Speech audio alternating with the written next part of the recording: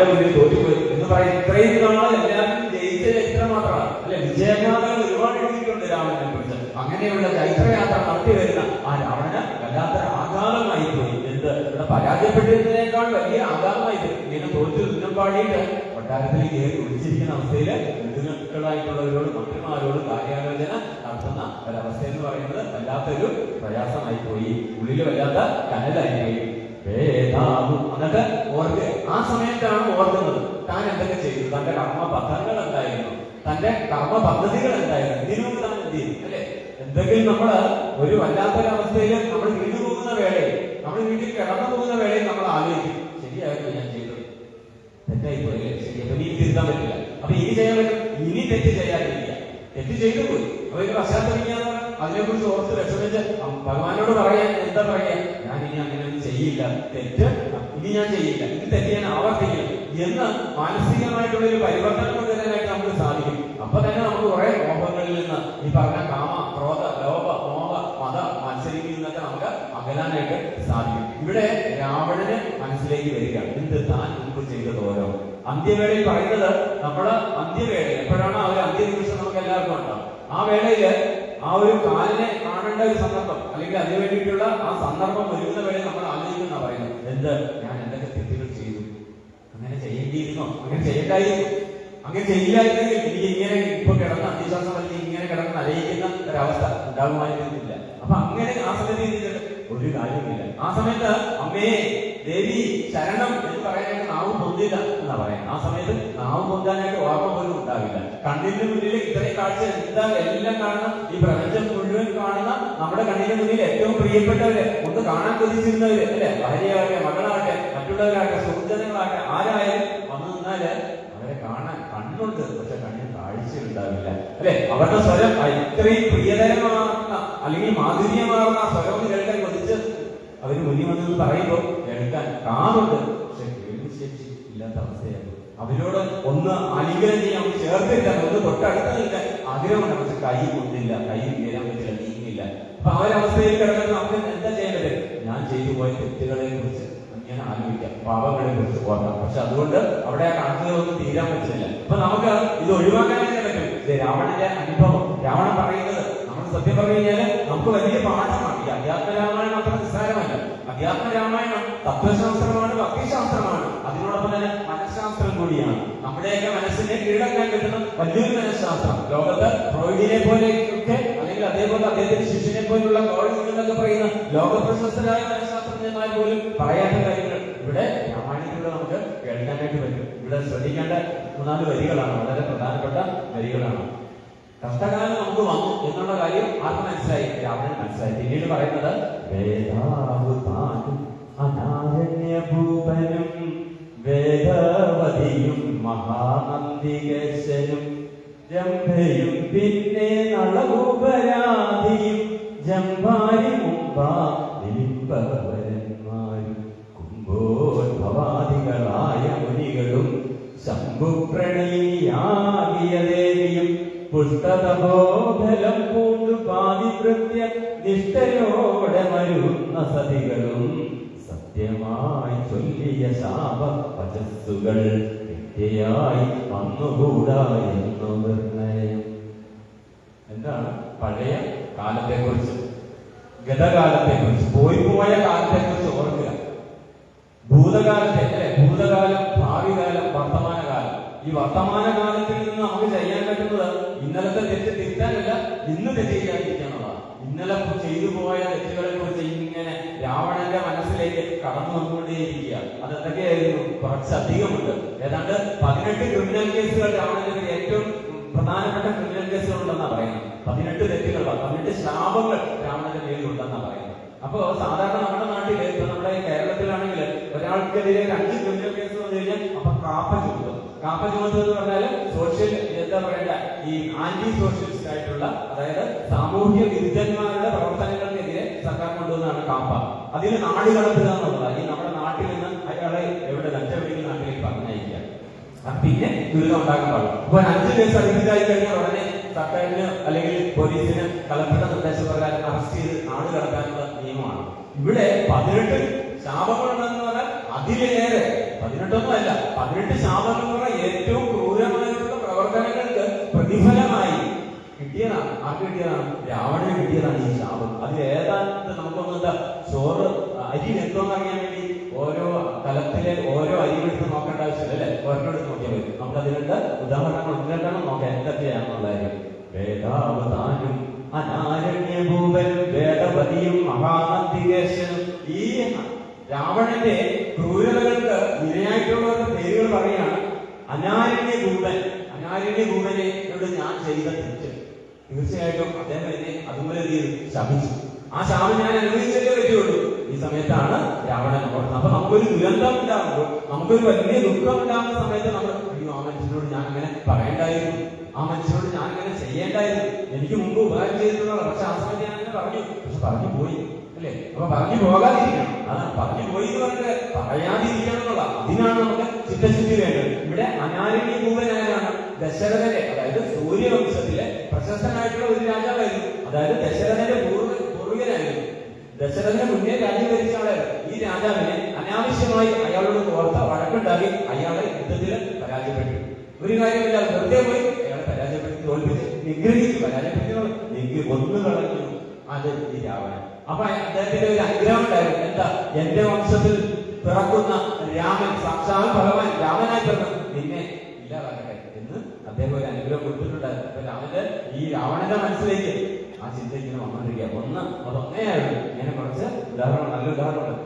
വേദവതി അടുത്തതും ആ രാവണന്റെ മനസ്സിലേക്ക് വെള്ളിത്തിരയിലെന്ന പോലെ ഇങ്ങനെ ഓരോരുത്തരുടെ മുഖം വരിക. രണ്ടാമത് വേദവതി.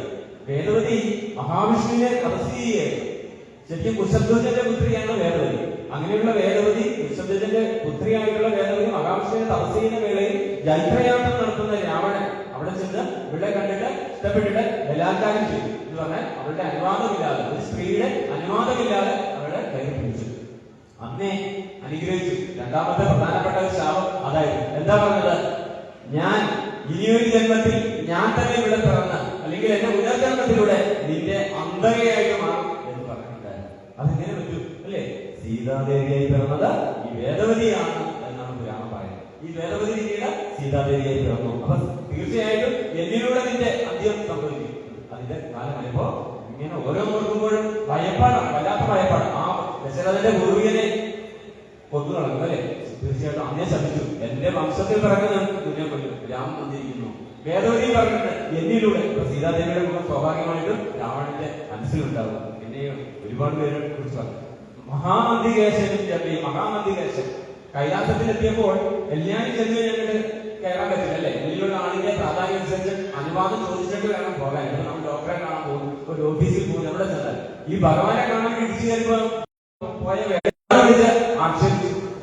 അന്ന് ആ നന്ദികേശൻ പറഞ്ഞു, ഇന്ന് നിനക്ക് ഞാൻ കൊലകനാണെങ്കിൽ നാളെ കൊലങ്ങന്മാരുടെ കുലം വന്നിട്ട് നിന്നെ ഇല്ലാതാക്കും. ഒന്ന് ആലോചിച്ചു ആ വാക്കുകൾ എന്താണ് അല്ലെ. ആ വേദവതിയുടെ വാക്ക്, ഞാൻ വീണ്ടും ഇവിടെ പുനർജനിച്ച് നിന്നെ ഇല്ലാണ്ടാകും. ആ ദശരഥന്റെ പൂർവ്വൻ പറയുന്നു, എന്റെ വംശത്തിൽ പിറക്കുന്നവൻ നിന്നെ ഇല്ലാണ്ടാകും.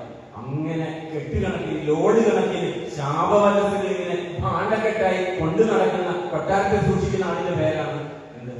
രാവണൻ. അപ്പൊ അത് നമ്മൾ മനസ്സിലാക്കണം. നമ്മളൊരു ചെയ്യുന്ന കർമ്മം, രാമായണം പഠിപ്പിക്കുന്ന ഏറ്റവും പ്രധാനപ്പെട്ട കാര്യം ആ രത്നാകരൻ എന്ന് പറയുന്ന കാട്ടുകള്ളക്കാരന്റെ ഭാര്യ പറഞ്ഞ ആ വാക്കാണ്. ലോകത്തിൽ ഒരു തത്വശാസ്ത്രം അതിന്മേൽ ഉണ്ടായിട്ടില്ല. ഏതായാലും ആ വാക്ക്, താൻ താൻ നിരന്തരം ചെയ്യുന്ന കർമ്മങ്ങൾ താൻ താൻ അനുഭവിച്ചിടുക. ഇപ്പൊ നന്ദികേശന്റെ വാക്കല്ലായിരുന്നു, എന്നെ പോലെ ഇനിയിപ്പോ എന്നെ കുരങ്ങാന്ന് വിളിച്ച് ആക്ഷേപിച്ചു, വാനരാന്ന് വിളിച്ച് ആക്ഷേപിച്ചു, ആ ഒരു വംശം വന്നിട്ട് നിന്നെ ഇല്ലാണ്ടാം. കവികുലത്തിന് എണ്ണിയാൽ തീരാത്തത്ര കോടിക്കണക്കിന് വരുന്ന കവികുലം അല്ലെ, കവികളുടെ ആ വാനരക്കൂട്ടം വന്ന് നിൽക്കുക. അപ്പൊ ഇതൊക്കെ തെളിവ് തള്ളി ഇങ്ങനെ വരിക. ഇങ്ങനെയാണ് വെള്ളിത്തിരിൽ നമ്മൾ കാണുന്നത്. ഫ്ലാഷ് ബാക്ക് അങ്ങനെയാണ് അല്ലെ, സിനിമയില് നാടകത്തിലൊക്കെ കാണിക്കും. ഫ്ലാഷ് ബാക്ക് എന്ന് പറയുന്ന പോലെ അത് പഴയ കാര്യങ്ങൾ ഇങ്ങനെ ഓടി പ്രകമ്പനം കൊള്ളിച്ചുകൊണ്ട് രാവണന്റെ മനസ്സിലൂടെ കടന്നു പോവുക.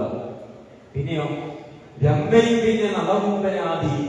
ഇതേപോലെ തന്നെ രംഭ സ്ത്രീ വിഷയത്തിൽ PhD എടുത്താളായിരുന്നു നമ്മുടെ രാവണൻ. അപ്പൊ അതുകൊണ്ട് രംഭയെ കണ്ടപ്പോൾ ഒരിക്കൽ ഇതേപോലെ തന്നെ നേരത്തെ വേദവതി എന്ത് ചെയ്തു, അതേപോലെ ബലാത്കാരത്തിന് ശ്രമിച്ചു. ഈ രംഭയുടെ കാമുകനായി പറഞ്ഞ നളകൂപൻ എന്ന് പറയുന്നത്. അപ്പൊ നളകൂപൻ എന്ത് ചെയ്തു, ശമിച്ചു. ഈ രംഭയെ ഇങ്ങനെ കയ്യേറ്റം ചെയ്ത സമയത്ത് നളകൂപനെ ശമിച്ചു. നളകൂപനെ ശമിച്ചെന്താ, നീ ഏതൊരു സ്ത്രീയാണ് അവളുടെ ഇഷ്ടമില്ലാതെ സ്പർശിക്കാൻ ശ്രമിക്കുന്നത്, അപ്പോൾ ഇത് തല പൊട്ടിത്തെറിക്കും.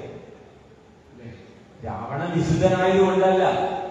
ഇവിടെ ലങ്കാപുരിയിൽ ശിശുപാംശത്തിൽ കഴിയുന്ന അശോകവനിയിൽ കഴിയുന്ന സീതയെ തൊടാതിരുന്നത് എന്തുകൊണ്ടാണ്? മഹാനായ രാവണൻ മഹാനായതുകൊണ്ടല്ല.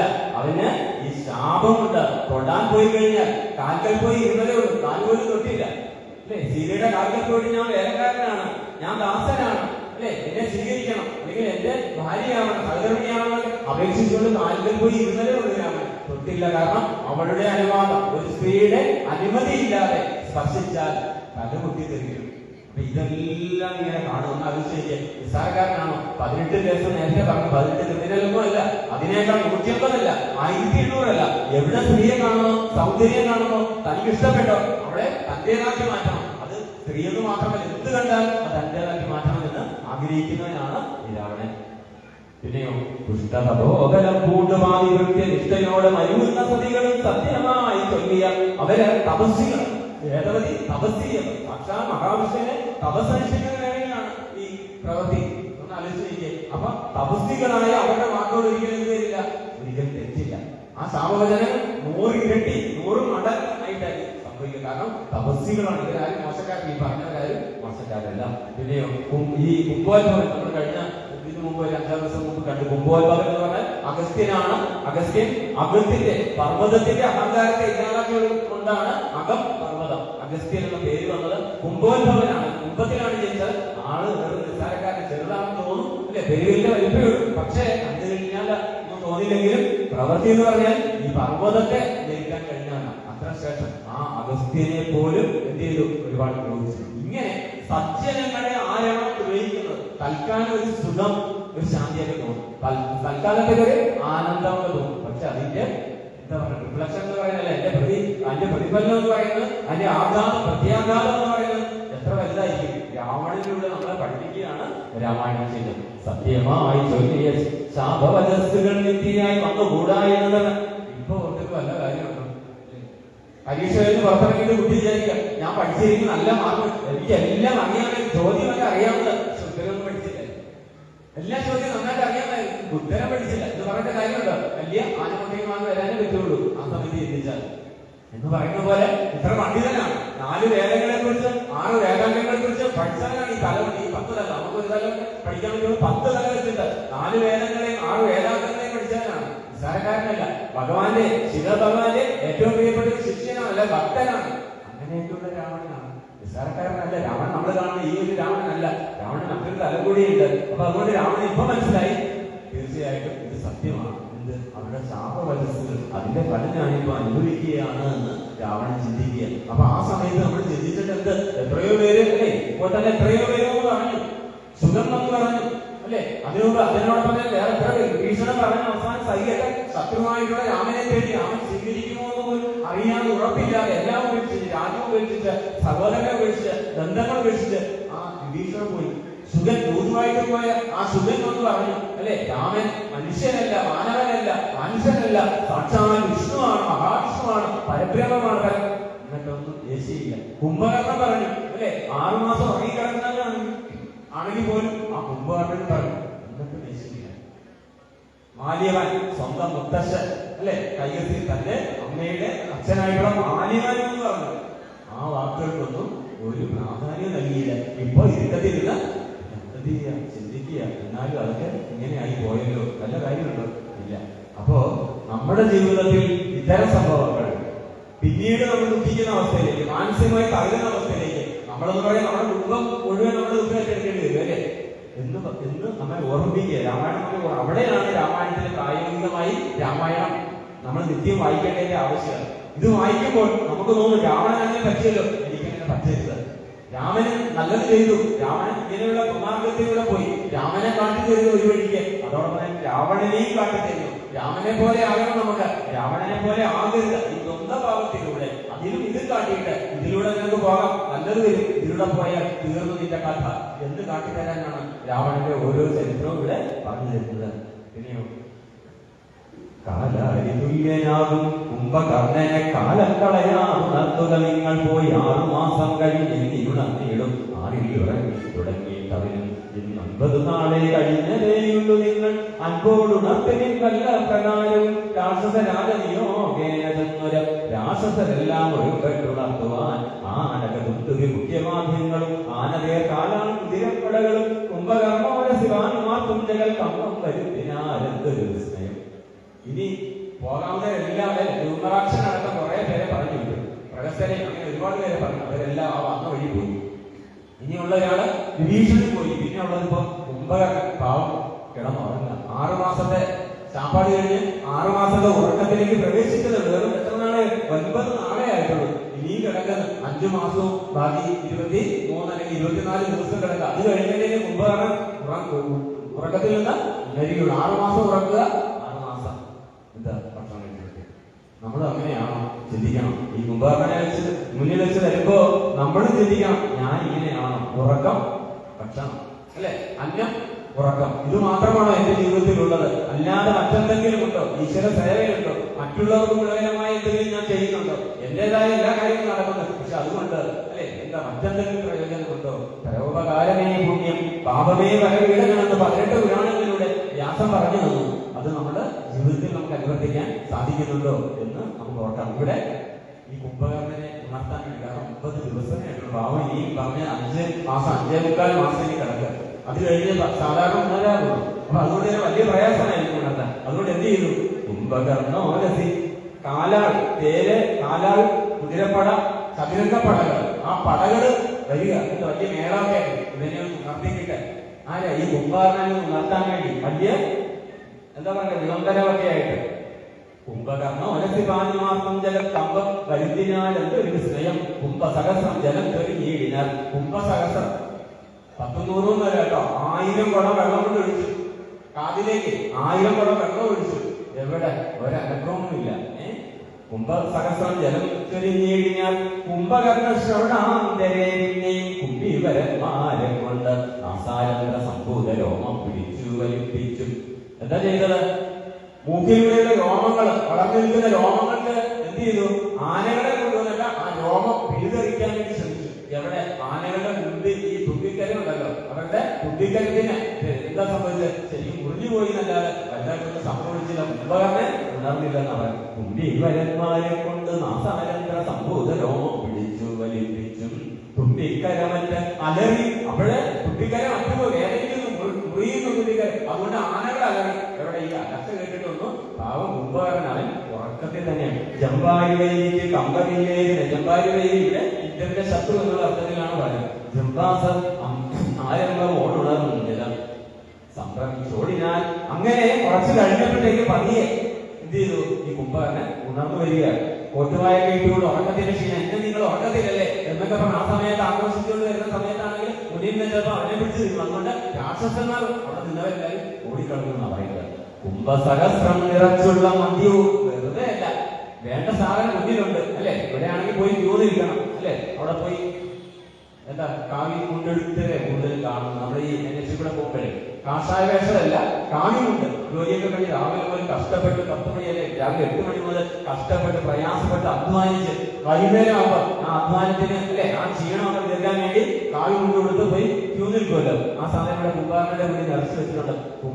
എന്താണ്? കുംഭസഹസ്രം നിറച്ചുള്ള മദ്യവും കുംഭസഹസ്രം നിറച്ചുള്ള രക്തം. ഒരു എന്താ പറയാ, ആയിരക്കണക്കിന് പാത്രങ്ങളിൽ രക്തം, മദ്യം എല്ലാം നിറച്ചു വെച്ചിരിക്കുക. ഇതൊക്കെ കണ്ടിട്ടാണ് പാവം കണ്ണു തുറന്ന് എഴുന്നേറ്റ് വരുന്നത്. സമാധാനം എടുത്ത് കാണുമ്പോൾ സംഭോജ്യമന്നവും കുന്നുപോലെ കണ്ടു ഇമ്പം കലർന്ന് എഴുന്നേറ്റ്. കുന്നുപോലെ അന്നം കണ്ടപ്പോൾ ഇഷ്ടപ്പെട്ട വിഭവങ്ങൾ ഭക്ഷണ സാധനങ്ങൾ കണ്ടപ്പോൾ ഒരു ആശ്വാസം പതുക്കെ എന്ന് എഴുന്നേറ്റിരുന്നു. ദ്രവ്യമെല്ലാം കുതിച്ചാനന്ദചിത്തനായി ശുദ്ധാചമനവും ചെയ്തിരിക്കും വിധം വൃത്യജനങ്ങളും വന്നു വണങ്ങിനാർ കാര്യങ്ങളെല്ലാം അറിയിച്ചുണർത്തിയ കാരണവും കേട്ട് പന്തി കണ്ട് ദശരഥന്റെ സഹോദരൻ കുംഭകർണൻ എന്ത് ചെയ്തു? എങ്കിലും അപ്പൊ അവിടെ എല്ലാവർക്കും മനസ്സിലായി തിരിച്ച് ഇന്നത്തൊന്നുമില്ല, ആക്രോശിക്കുന്നൊന്നുമില്ല, സമാധാനപ്രിയനാണ്. കാരണം എന്താ? കിട്ടേണ്ടതെല്ലാം കിട്ടി അല്ലെ. എല്ലാ സാധനങ്ങളും കൊടുക്കേണ്ടതായിട്ടുള്ള എല്ലാ സാധനം അടച്ചു വെച്ചു, അതൊക്കെ ആവശ്യത്തിന് ഉപയോഗിച്ചു. അപ്പൊ സമാധാനത്തോടുകൂടി ഇരിക്കുക. അപ്പൊ അവരെ കാര്യങ്ങൾ പറഞ്ഞു. ഇങ്ങനെയാണ് രാവണൻ വന്നു, രാവണനെ ഇങ്ങനെയൊക്കെ ചെയ്തു, ഏത് നിമിഷം എന്തുണ്ടാകും, പിന്നെ എന്താ ബോംബ് വീഴാനുള്ള സാധ്യതയുണ്ട് എന്നൊക്കെ പറയും. അപ്പൊ ആ സമയത്ത് യുദ്ധത്തിന്റെ എഴുത്തുകളെ കുറിച്ച് പറഞ്ഞു. ബോംബൊന്നും അന്നില്ലല്ലോ. വൃത്യജനങ്ങളും വന്ന് വണങ്ങിയ വൃത്യജനങ്ങൾ വന്ന് വണങ്ങിയിട്ട് ഈ കഥയൊക്കെ പറഞ്ഞു. അപ്പോഴും എന്താ പറഞ്ഞേ? എങ്കിലോ വൈദികളെ കൊല ചെയ്ത് ഞാൻ സങ്കടം തീർത്തു വരുമെന്നിങ്ങനെ ചൊല്ലി പുറപ്പെട്ട നേരം മഹോദരൻ മെല്ലെ തൊഴുതു പറഞ്ഞത് നേരം. മഹോദരൻ എന്ന് പറയുന്ന ആ യുദ്ധത്തെ രാക്ഷസവംശത്തിലെ പ്രധാനപ്പെട്ട ഒരാൾ മഹോദരനുണ്ട്. മഹോദരൻ നേരിട്ടൊക്കെ പോകണ്ട, പിന്നെ എന്ത് ചെയ്താൽ മതി? ജ്യേഷ്ഠനെ പോയി കണ്ടിട്ട് നേരെ അങ്ങോട്ട് എഴുതുള്ളത്. കാരണം ഈ ജ്യേഷ്ഠന് കാണാൻ പറ്റാതെ വന്നല്ലോ, അതുകൊണ്ട് കണ്ടിട്ട് പോയിക്കോളാൻ ആണ് പറഞ്ഞത് കേട്ടോ. എങ്കിലോ വൈദികളെ പോലെ ചെയ്തു ഞാൻ സങ്കടം തീർത്തു എന്നിങ്ങനെ ചൊല്ലിപ്പുറപ്പെട്ട നേരം മഹോദരൻ എല്ലാം തൊഴുതു പറഞ്ഞാൽ അത് നേരം ജ്യേഷ്ഠനെ കണ്ടു തൊഴുതു ഇടവാങ്ങി പാട്ടം വരാതെ പോയിക്കൊള്ളുക നല്ലത്. ഏവം മഹോദരൻ ചെന്നത് കേട്ടതിന് ശേഷം രാവണനെ കാണാനായിട്ട് ചെയ്യുക. ഇതിനെയാണ് നമ്മള് രാവണൻ സഹോദരന്മാർ അല്ലെ 3 പേര് വിഭീഷണൻ ഇറങ്ങിപ്പോയി. പോകുന്നതിനോട് കുറെ കാര്യങ്ങളൊക്കെ പറഞ്ഞു. ഒരു 10 പാഠപുസ്തകമാക്കേണ്ട കാര്യം, ആധ്യാത്മികതയില് 10 പാഠപുസ്തകമാക്കേണ്ട കാര്യമാണ് വിഭീഷണൻ പറഞ്ഞിട്ട് പോയത്. കുംഭാരന്റെ ഇടയ്ക്ക് പറഞ്ഞിരുന്നു, വീണ്ടും കുംഭാരന് പറയാൻ പോവുകയാണ്. അത് ശ്രദ്ധിക്കാം. ചിത്തേ ധരിച്ചതില്ലൊക്കെ നീ കാര്യങ്ങൾ വൃത്താന്തമെങ്കിലോ കേട്ടാലും നിങ്ങളോ സോദരി തങ്ങളുടെ ദാസാഭുജങ്ങളെ ഛേദിച്ചിരുന്നു ഞാൻ. തന്റെ മുന്നിലെത്തിയ കുംഭകർണനോട് രാവണൻ അറിയിക്കുക, ഞാൻ എന്താണ് ഞാൻ ഒരു ചെയ്തിട്ടില്ല. നമ്മുടെ സഹോദരിയെ ശൂർപ്പണക, ആ ശൂർപ്പണി ഒരു കാര്യമില്ലാതെ നാട്ടിൽ വെച്ച് കണ്ടപ്പോ ഈ രാമനും കൂട്ടരും ചേർന്ന് എന്ത് ചെയ്തു? ബലാത്കാരമായി അവരുടെ ശരീര അവയവങ്ങളെ കുറിച്ചു മാറ്റി നമ്മളെ അപമാനിച്ചു. അതിനെ ചോദ്യം ചെയ്യാൻ വേണ്ടിയാണ് ഞാൻ പോയത്. അങ്ങനെ ഞാൻ ചെയ്തു. സീതയെ പിടിച്ചിട്ട് അവിടെ കൊണ്ട് എത്തിയിട്ടുണ്ട്. അത്രേ ഞാൻ ചെയ്തോളൂ, അല്ലാതെ വേറെ ഒന്നും ചെയ്തിട്ടില്ല. എപ്പോഴും നമ്മളങ്ങനെയാണല്ലോ, നമ്മൾ ചെയ്തതിനെ നമ്മള് 100% ന്യായീകരിച്ചു. ഒരു തെറ്റ് എന്റെ ഭാഗത്തില്ല, നിങ്ങളുടെ തെറ്റ് നിങ്ങളുടെ ഭാഗത്തു നിന്നുള്ള തെറ്റുകൾ, എനിക്ക് ഒരു കുഴപ്പമില്ല എന്ന് പറയുന്നത് രാവണൻ ഇവിടെ വ്യാഖ്യാനിക്കുക. തന്റെ തെറ്റ് അല്ല എന്ന് വ്യാഖ്യാനിക്കുക. ശ്രീരാമ ലക്ഷ്മണന്മാരറിയാതെ കണ്ട രാമസീന കൊണ്ടെന്ന് വെച്ചിടിഞ്ഞ് ഭാര്യയും ചിറകെട്ടി കടന്നവൻ പോയി വാനര സേനയുമായി. അങ്ങനെ സീതാദേവിയെ ഞാൻ വെറുതെ ചെയ്തു. സീതാദേവിയെ ഞാൻ എങ്ങനെ എന്തിനു വേണ്ടിയിട്ട് ശൂർപ്പണയോട് കാണിച്ചു ഞാൻ പ്രതികാരം കിട്ടിയതാ. എന്നാൽ എനിക്ക് സീതയോട് ഒരു മോഹം ഇല്ല കേട്ടോ. നിങ്ങളങ്ങനെ തെറ്റിദ്ധരിക്കുക വേണ്ട, നീ അങ്ങനെ തെറ്റിദ്ധരിക്കുക, അങ്ങനെ ചിന്തിക്കുക, വലിയ പാവം, അങ്ങനെ ചിന്തിക്കാൻ പാടില്ല എന്ന് കുംഭാരനോട് പറയാം. ഒരു വാനരസേനയുമായി വന്നു കൊന്നാൻ പ്രഹസ്താദികളെ പലരും എന്നെയും എയ്തു മുറിച്ച ഇതശ്രമം കൊല്ലാതെ വന്ന് അയച്ചാൻ അത് കാരണം അല്ലൽ കൊടുത്ത് ഞാൻ നിന്നെ ഉണർത്തിനെ. നമ്മുടെ സേനാനായകനുണ്ടല്ലോ പ്രഹസ്തനെ വരെ ഒന്ന് കാലുതിരിക്ക് അയച്ചു ആ രാമനും കൂട്ടൻ. അതുകൊണ്ട് ഇനി ഒരു മാർഗമില്ല. അതുകൊണ്ടാണ് ഈ 6 മാസത്തേക്ക് കിടന്ന നിന്നെ 9 ദിവസമായപ്പോൾ ഇപ്പോഴത്തേക്ക് ഞാൻ കുഴലൂത്തൊക്കെ നടത്തി എല്ലാവരുടെ വിഭവങ്ങളൊക്കെ ഒരുക്കി പിന്നെ ഞാൻ ഉണർത്തിയത് എന്ന് തന്നെ ന്യായീകരിച്ചുകൊണ്ട് കുംഭകർണന്റെ ഉള്ളിൽ രാമനോട് വൈരാഗ്യം ഉണ്ടാവണം, പകയുണ്ടാവണം. തന്റെ സഹോദരിയോട് ഇങ്ങനെ ചെയ്തിട്ടാണ് ഈ രാവണൻ ചെയ്തത്, ജ്യേഷ്ഠനും ചെയ്തത്, അപ്പൊ താനും ചെയ്യണമെങ്കിൽ ഇന്നത്തെ രീതി അങ്ങനെയാണ്. നാട്ടിൽ നടപ്പ് അങ്ങനെയാണല്ലോ. അതേപോലെ തന്നെ അന്നും രാമായണ കാലത്തും അങ്ങനെയൊക്കെ തന്നെയായിരുന്നു. കൊല്ലാതെ വന്നായി. അപ്പൊ എന്നെ കൊല്ലാതെ രാമൻ എന്നെ കൊല്ല, സത്യം പറഞ്ഞ രാമൻ എന്നെ കൊന്നു.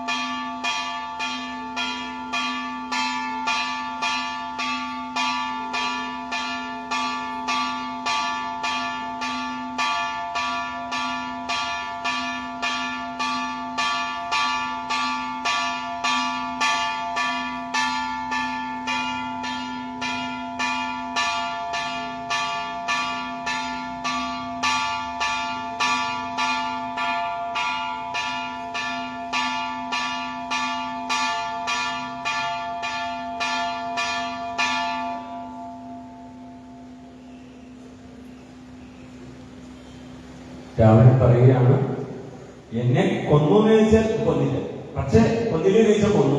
ആ ഒരു അവസ്ഥയിലല്ല, കൊന്നതിന് തുല്യം, എന്നെ വധിച്ചതിന് തുല്യമാണ്. അങ്ങനെ ഞാൻ രക്ഷപ്പെട്ട ഇവിടെ എത്തിയതാണ് എന്നുള്ള കാര്യം വിശദീകരിക്കുക. അല്ലൽ മുഴുത്തു ഞാൻ നിന്നെ ഉടത്തിനെ മാനവന്മാരെയും വാനരന്മാരെയും കൊന്നു നീ എന്നെ രക്ഷിച്ചു കൊണ്ടേണമേ. അതുകൊണ്ട് നീ എന്നെ രക്ഷിക്കണം. രാവണൻ പറയുക, രാവണൻ തന്റെ സഹോദരനായ കുംഭകർണനെ വിളിച്ചുണർത്തിയിട്ട് പറയുകയാണ് എന്നത് കേട്ടു ചൊന്നാൻ കുംഭകർണനും നന്നു നന്ന് എത്രയും നല്ലതേ നല്ലുകൾ നല്ലതും തീയതും താൻ അറിയാതവൻ നല്ലതറിഞ്ഞ് ചൊല്ലുന്നവർ ചൊല്ലുകൾ നല്ലവണ്ണം കേട്ടുകൊള്ളുകയും നന്നതല്ലാതവർക്കുണ്ടോ നല്ലതുണ്ടാകുന്നു സീതയെ രാമൻ നൽകുകെന്നിങ്ങനെ സോദരൻ ചൊന്നാൻ അതിന് കോപിച്ചു നീ ആട്ടിക്കളഞ്ഞത് നമ്മ ഓർത്തുക നാട്ടിൽ നിന്ന് ആശുവാങ്ങിയ ഗുണമൊക്കവേ.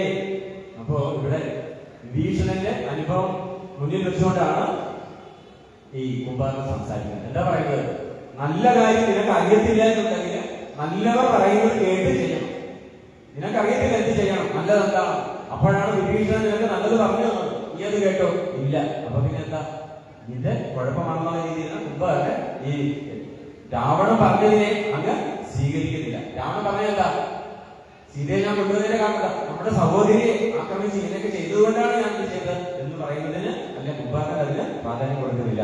നാട്ടിൽ നിന്ന് ആശുഭാഗ്യ ഗുണമൊക്കെ നല്ല വണ്ണം വരും കാലമല്ലെന്നതും ചൊല്ലാം അതുകൊണ്ടതും കുറ്റമല്ലോ നല്ലതൊരുത്തരാലും കരുത്താമതല്ലല്ലോ വരുത്തുമാവത്തണയുന്ന നാൾ.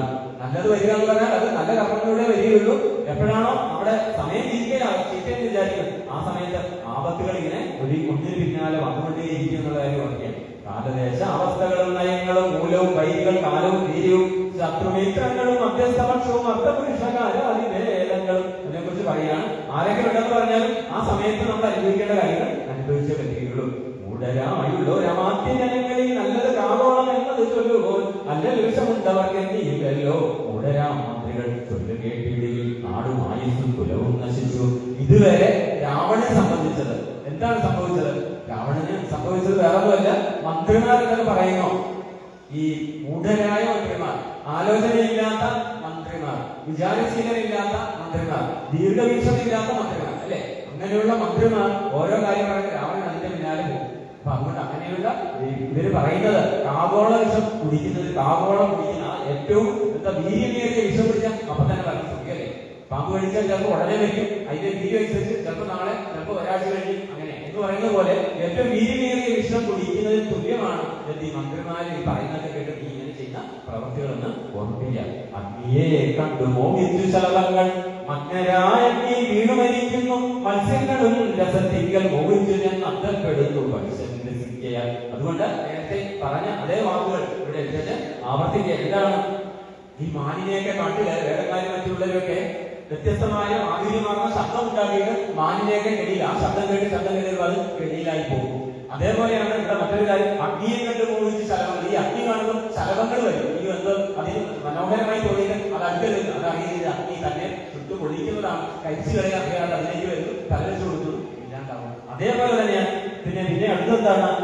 മത്സ്യങ്ങളും രസത്തിങ്കൽ മോഹിച്ച് ആ രസത്തില് ആ രുചിയിൽ മോഹിച്ചുകൊണ്ട് ചൂടേലും കൊടുത്തു മത്സ്യത്തിന്റെ കഥയും കഴിഞ്ഞു. അപ്പൊ ആരൊക്കെയാണോ ഇങ്ങനെ മോഹത്തിന്റെ പിന്നാലെ ഓരോ രുചിയുടെ പേരില്, ശബ്ദത്തിന്റെ പേരിൽ, നമ്മുടെ പഞ്ചേന്ദ്രിയങ്ങളെ കുറിച്ച്, നമ്മുടെ ഇന്ദ്രിയങ്ങളെ കുറിച്ച് പറയാം. കാഴ്ച കാണാൻ ചില കാഴ്ചകൾ കാണാൻ ചിലർക്ക് ഇഷ്ടമാണ്, ചിലത് കേൾക്കാനാണ് ചിലർക്ക് ഇഷ്ടം, ചിലത് സ്പർശിക്കാനാണ് ഇഷ്ടം, ചിലത് മണക്കാനും, ചിലത് രുചിക്കാൻ. അപ്പൊ ഈ ഇന്ദ്രിയങ്ങളുണ്ടല്ലോ, ഈ ഇന്ദ്രിയങ്ങളുടെ പിന്നാലെ ആരാണോ അടിമയായി പോകുന്നത് അവന് അവസാനം ഈ അദ്യം തന്നെയായിരിക്കും അവന് ഉണ്ടാകുന്നത്. പിന്നെയോ മൂലനാശം വരുത്തുവാനായാലും ജാനകി തന്നെ ഒരാശയുണ്ടായാലും ഞാൻ അറിഞ്ഞേ അത് രാത്രി ജരാതിവ.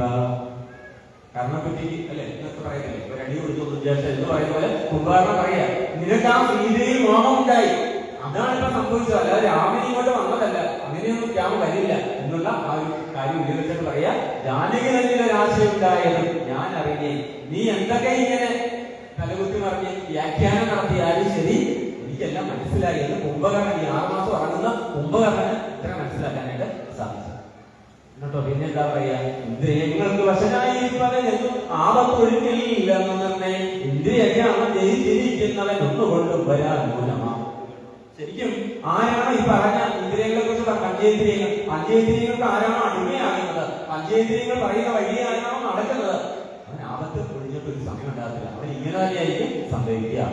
പിന്നെയോ അപ്പൊ ഈ കുംഭകർണൻ ആ സമയത്ത് ചോദിക്കുകയാണ്, ഇതിനു മുമ്പ് കുംഭകർണൻ സംസാരിച്ചു, വിഭീഷണൻ സംസാരിച്ചു, ആ കാര്യം വീണ്ടും ഓർപ്പിക്കുക. തങ്ങളുടെ ശാസ്ത്രവിവേകോപദേശങ്ങൾ കൊണ്ട് വിധേയമാക്കിക്കൊണ്ടിരിപ്പവനുണ്ടോ ജഗത്തിങ്കൽ ആരാനും ഓർക്കണി ഉന്നം വിചാരകാലെ ഞാൻ ഭവാനോട് തന്നെ പറഞ്ഞതില്ലേ ഭവിഷ്യൽ ഫലം. ഭവിഷ്യൽ അല്ലെ, ഭാവിയിൽ എന്തൊക്കെ സംഭവങ്ങൾ, ഇതിന്റെ ആഘാതങ്ങൾ, പ്രത്യാഘാതങ്ങൾ എന്തുണ്ടാവും? അങ്ങയോട് ഞാൻ നേരത്തെ പറഞ്ഞില്ലേ എന്ന് ചുണ്ടുവിരൽ ചൂണ്ടിക്കൊണ്ട് ആ രാമനോട് സ്വന്തം സഹോദരനായ അനുജനായിട്ടുള്ള കുംഭാരൻ ചോദിക്കുകയാണ്. എന്നോട് തന്നെ പറഞ്ഞു നന്ദിയിലെയും മന്നവ കുഞ്ഞമ്മേ എന്തോ വരാണ്ട്. അന്ന് ഞാൻ പറഞ്ഞപ്പോ നിന്റെ മനസ്സെവിടെ പോയി, നിന്റെ ബുദ്ധി എവിടെ പോയി, നിന്റെ വിവേകം എവിടെയായിരുന്നു എന്ന് ചോദിക്കും. കാനനാന്റെ നരനാരായണാശ്രമേ. ഇതൊക്കെ അറിയാവുന്ന രാവണൻ അറിയാത്ത ഒരു സത്യം പറയുക. രാവണൻ അറിയാത്ത ഉപകരണം മനസ്സിലാക്കിയ കാര്യം പലതും രാമായണത്തിൽ അങ്ങനെ. മറ്റുള്ള ലക്ഷ്മണൻ അറിയാത്ത കാര്യം രാമൻ അറിയാം. രാമന് സീതയ്ക്ക് പക്ഷെ ലക്ഷ്മണൻ അറിയില്ല. നമ്മൾ കേട്ടു ജയന്തന്റെ കാര്യം പറഞ്ഞു അല്ലെ, ഒരു കാക്കയുടെ കാര്യം പറഞ്ഞു. ഇവിടെയോ, ഇവിടെ ഒരിക്കല് വനത്തില് നരനാരായണ ആശ്രമത്തില് ഞാൻ പോയ വേളയിൽ അവിടെ നാരദനെ കണ്ടു. നാരദ മഹർഷി എന്നോട് ചില കാര്യങ്ങൾ പറഞ്ഞു. അതിനെ കുറിച്ച് വിശദീകരിക്കുക. കുംഭകർണൻ രാവണനോട് പറയും, ഏതൊരു ദിക്കിൽ നിന്നാഗതനായിരുന്ന ആദരവോടെ ചെയ്ത മഹാമുനെ എന്നൊരു വൃത്താന്തമുള്ളൂ ജഗത്തിങ്കൽ അന്തരം കൂടാതെ ചെയ്യുക എന്നല്ല ചോദ്യം ചോദിച്ചപ്പോൾ എവിടുന്ന വരുന്നത്, എനിക്കിപ്പോ സുഖമാണോ, എന്തൊക്കെയാണ് കാര്യം അങ്ങനെ വിശദാന്വേഷിച്ചപ്പോ അദ്ദേഹം പറയാം, സാദരം ദന്തങ്ങളൊക്കെ ഈ പറയുന്നത് ഇതിപ്പം കഥയുടെ അകത്ത് ഇങ്ങനെ ഉപകഥകൾ ഇങ്ങനെ വ്യക്തമാണ്. എഴുത്തച്ഛൻ കഥ പറയുന്നു, അതിനകത്ത് ഉമാമഹേശ്വരൻ സംവാദം നടക്കുന്നു, പരമേശ്വരൻ പാർവതിയോട് പറയുന്നു, അതിനകത്ത് എന്ത് ചെയ്യുന്നു, രാമന് സീതയും ഹനുമാൻ സ്വാമിക്ക് പറയുന്നു. അവിടെയാണ് നമ്മൾ തുടങ്ങിയത്. അപ്പൊ അതിനകത്ത് മറ്റൊരു കഥ നാരദ പറയുന്നില്ല, രാവണ പീഡിതന്മാരായി ചമഞ്ഞൊരു ദേവകളും മുനിമാരും ഒരുമിച്ച് ദേവദേവേശനാം വിഷ്ണു ഭഗവാനെ സേവിച്ചുണർത്തിച്ചു സങ്കടമൊക്കവേ ത്രൈലോക്യ കണ്ടകനാകിയ രാവണൻ പൗലസ്ത്യപുത്രൻ അധികപുത്രങ്കലൻ ഞങ്ങളെ എല്ലാം ഉപദ്രവിച്ചിടുന്നു തെറ്റു വിരിക്കരുതാതെ ചമഞ്ഞതും മധ്യനാലെത്തിയെ വിട്ടുപിരിയുന്നതും. രാവണന്റെ കാര്യം പറയാണ്.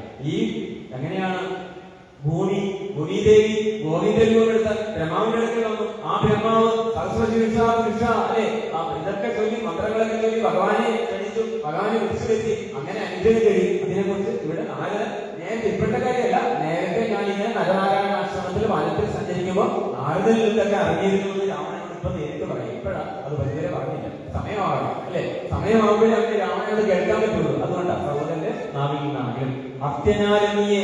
അപ്പൊ ഈ രാവണനെ കൊല്ലണമെങ്കിൽ മർത്യനായിട്ട് ഒരു മർത്യൻ ഒരു എന്താ പറയണ്ടേ, മറ്റൊരു രാക്ഷസനോ അല്ലെങ്കിൽ മറ്റേതെങ്കിലും വിഭാഗത്തിനോ മൃഗത്തിനോ അങ്ങനെയൊന്നും കൊല്ലാൻ പറ്റില്ല. മർത്യനായ ഉദ്ദേശിച്ച് മാത്രമേ അങ്ങനെ കൊല്ലാൻ പറ്റുള്ളൂ. അങ്ങനെ വരെ ബ്രഹ്മാവിൽ എഴുതിയിട്ടുണ്ട്. ആ കഥയൊക്കെ പറയാം. അപ്പൊ അതിന് ഈ നാരദ മഹർഷി പറയാണ് ബ്രഹ്മാവിനോട്, എന്താണ് മഹാവിഷ്ണു പറഞ്ഞ കാര്യം പറയാം. വൃത്തിയിൽ ഞാൻ അയോധ്യയാം ദശരഥ പുത്രനായി വന്നു പിറന്ന് സത്വരം നന്ദരാധിപൻ തന്നെ ത്രിലോകത്തിങ്കൽ. ഇപ്പൊ അത് നമ്മൾ നേരത്തെ കേട്ടതാണ്, രാവണൻ കേട്ടിട്ടില്ല. അതുകൊണ്ട് കുംഭകർണൻ രാവണനോട് കഥ പറയാം. നമുക്ക് ബാക്കി കാര്യങ്ങളൊക്കെ അറിയാം. എന്നിട്ട് അവിടെ പറയാ, രാമൻ പരബ്രഹ്മമായ സനാതൻ കോമളൻ ഇന്ദീവരദർശനമൻ മായാ മനുഷ്യവേഷം പൂണ്ട രാമനെ കായേന വാചാ മനസാ വലിക്കണി എന്ന് ഈ രാവണനോട് പിന്നെ ഉപദേശിക്കാം. ഭക്തി കണ്ടാൽ എന്ത് കണ്ടാലും ഭഗവാൻ പ്രസാദിക്കാം. ഭക്തി കാണും, നീ ഒരു ഭക്തനായി മാറും, നീ ഒരു ഭക്തി വിളക്കട്ടെ, അത് കണ്ടാൽ രാമൻ പ്രസാദിക്കും എന്ന് പറയുന്നു. ഭക്തിയല്ലോ മഹാജ്ഞാനമാതാവണോ, ഭക്തിയല്ലോ സദാ മോക്ഷപ്രദായി, ഭക്തിഹീനന്മാർക്ക് കർമ്മവും നിഷ്ഫലം.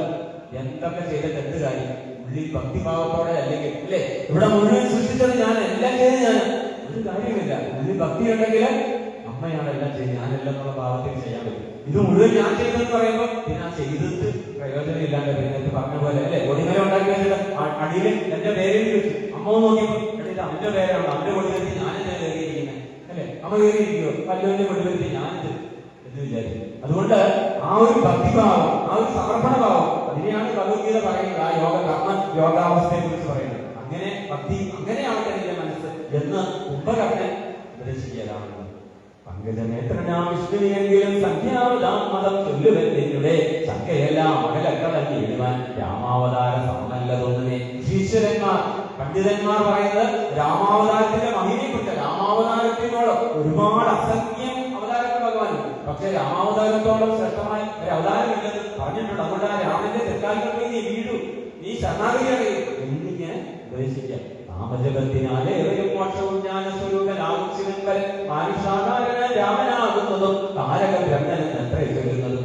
ശിവൻ ജ്ഞാനസ്വരൂപനാകുന്നത് ശിവൻ തന്നെയാണ്. കാരണം എന്താ അങ്ങനെ പറയാൻ കാര്യം, ശിവന്റെ കാര്യം വേറെ ആരുടെയും കാര്യം പറയാതെ ശിവന്റെ കാര്യം പറയും. ശിവന്റെ വലിയ ഭക്തനാണ് അല്ലെ, ചന്ദ്രവാസം ഇളക്കി അവിടെ ചെന്നിട്ട് കൈലാസം ഇളക്കിയപ്പോഴാണ് ഭഗവാൻ എന്ത് ചെയ്തു? ഭഗവാൻ ഒന്ന് അമർത്തി, തെരുവുകൊണ്ട് അമർത്തി. അപ്പൊ കൈ അതിനെ പെട്ടു, അയ്യോ എന്ന് വിളിച്ചത് കുറെ കാലം കഴിഞ്ഞു വരും. അങ്ങനെ തപസ് ചെയ്തിട്ടാണ് ഭഗവാൻ അവസാനം അനുഗ്രഹിച്ച് എന്തെങ്കിലും കൊടുത്തുവിടണമല്ലോ യാത്ര പോകുമ്പോൾ. അങ്ങനെ ചന്ദ്രവാസം കൊടുത്ത് വിട്ടതാ. അതുകൊണ്ട് ആരുടെ ഭക്തനാണ്?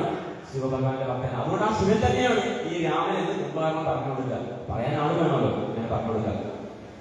അങ്ങനെ അതിനുശേഷം സോദരനേമം പറഞ്ഞത് കേട്ടത് ക്രോധം മുഴുത്ത ദശാസിരിച്ചു. ഓരോന്നിനെ കേൾക്കുമ്പോഴും തന്റെ ചെവിയിലേക്ക്, തന്റെ കാതിലേക്ക് ഇരുമ്പ് കൂടെ കൊണ്ട് അടിക്കുന്നത് പോലെ രാമനെ കുറിച്ച് നല്ലത് പറയും, തന്നെ കുറിച്ച് മോശം പറയും. അല്ലെ? ആർക്കും ഇഷ്ടം, നമുക്കേ ഇഷ്ടപ്പെടില്ല. പിന്നെ രാവണൻ 10 തലയുള്ള 20 കാതുകളിൽ കൂടെ കേൾക്കുന്ന രാവണന്റെ ഒരു അവസ്ഥ ചെയ്യും. നമുക്ക് 2 കാത് ഇങ്ങനെ പോകാം. രാവണന്റെ ഒരു അവസ്ഥ ഇങ്ങനെ കേട്ടിട്ട് കോപം കൊണ്ട് എന്താ പറയണ്ടേ? കോപം കൊണ്ട് ഇങ്ങനെ ഇളച്ചു നിൽക്കുക, ഇളച്ചു മറിഞ്ഞു നിൽക്കുകയാണ് രാവണൻ. ഞാനോ ഉപദേശം എനിക്ക് ചെയ്യുവാനല്ല, ഞാൻ എന്നോട് അർത്ഥി വരുത്തി യഥാസുഖം നിദ്രയെ സേവിച്ചു കൊണ്ട നീ എത്രയും ബുദ്ധിമാനെന്നത് ഇന്നും അറിഞ്ഞേ. നിന്നെ 6 മാസത്തേക്ക് കിടന്ന് നിന്നെ ഈ മദ്യവും എന്താ പറയണ്ട ഭക്ഷണ സാധനങ്ങൾ ഇതെല്ലാം കൊണ്ട് നിരത്തി വെച്ചിട്ട് നിന്നെ ഉണർത്തി എന്തിനാണ്? എനിക്ക് ജ്ഞാനോപദേശം തരാൻ വേണ്ടിയിട്ടായിരുന്നില്ല. മനസ്സിലായില്ലേ? നിന്നെ നീ വലിയ ബുദ്ധിമാനാണ്. ഇപ്പൊ ഇതൊക്കെ കേട്ടപ്പോൾ എനിക്ക് മനസ്സിലായി. നീ എന്ത് പോയി 6 മാസത്തേക്ക് പോയി കിടന്ന് ഉറങ്ങിക്കോളൂ. നിന്നെ കൊണ്ട് പ്രത്യേകിച്ച് എനിക്കൊരു കാര്യമില്ല. വേദശാസ്ത്രങ്ങളും കേട്ടുകൊള്ളാമീ കേരളമെന്ന് സുഖിച്ചുവാണ്. ഞാൻ പിന്നീട് ഇപ്പൊ എനിക്ക് സമയമില്ല. വേദശാസ്ത്രങ്ങളൊക്കെ ഞാൻ പിന്നീട് സുഖിച്ച് ഞാൻ വെറുതെ ഇരിക്കുന്ന സമയമുണ്ടല്ലോ, ആ സമയത്ത് ഈ വേദമൊക്കെ ഞാൻ പഠിച്ച് എല്ലാം മനസ്സിലാക്കാം. നീ ഇപ്പൊ നിന്റെ കാര്യം നയിക്കുമെന്ന് പറഞ്ഞിട്ട് അവസാനം പറയുകയാണ്, ആമിക്കിനാശിച്ച ആയോധനം ചെയ്ത് രാമാദികളെ വധിച്ചു വരും. ഈ കൂടുതൽ പ്രസംഗിക്കണ്ട, എന്തെങ്കിലും ചെയ്യാൻ പറ്റുമോ? ചെയ്യാൻ പറ്റും. നേരെ അങ്ങോട്ട് പോയി അവിടെ നിൽക്കൊണ്ട് രാമൻ കൊണ്ട് അവനെ പോയി കൊണ്ടിട്ട് വാ എന്ന് പറയും. അഗ്രജൻവാക്കുകൾ ഇത്തരം കേട്ടാലോ കുംഭകർണൻ നടന്നു കഴിഞ്ഞാൽ വിഗ്രഹവും കൈവിട്ട് ഇന്ത്യയിലും നിഗ്രഹിച്ചാലും മോക്ഷാൻ. അപ്പോൾ അവന്റെ കുംഭകർണന്റെ മനസ്സിൽ എന്തുണ്ടായി? ഒരു ചിന്ത ഉണ്ടായി. എന്താ? തന്റെ സഹോദരൻ വിഭീഷണൻ നേരത്തെ പോയിട്ടുണ്ട്, രാമന്റെ അടുക്കലേക്ക് പോയിട്ടുണ്ട്. താൻ എന്ത് ചെയ്യാം? ഈ രാവണന് വേണ്ടി താൻ പോകാം എന്ന് പറഞ്ഞിട്ട് അങ്ങോട്ട് പോവുകയാണ്. എങ്ങനെ പോകുന്നത്? ആകാരവും കടന്നെത്തുന്ന ശൈല രാജാകാരമോട് അലറിക്കൊണ്ടത് പ്രദേശമാകെ ഇളക്കി മറിക്കുന്ന അലർച്ചയോടുകൂടി 1000 ഭാരമുള്ള വലിയ എന്താ പറയണ്ടേ ആയുധങ്ങൾ, ഇരുട്ടിന്റെ ആയുധങ്ങളൊക്കെ ആയിട്ട്, ശൂലം പ്രധാന ആയുധം, കുംഭകർണന്റെ പ്രധാന ആയുധം ശൂലം. അങ്ങനെയുള്ള ആയുധമൊക്കെ ആയിട്ട് വാനരസേനയുടെ നേരെ ചാടി വരികയാണ്. ഇത് കണ്ട് പേടിച്ചാലും ഇതിന്റെ രൂപ തന്നെ കണ്ടിട്ടില്ല.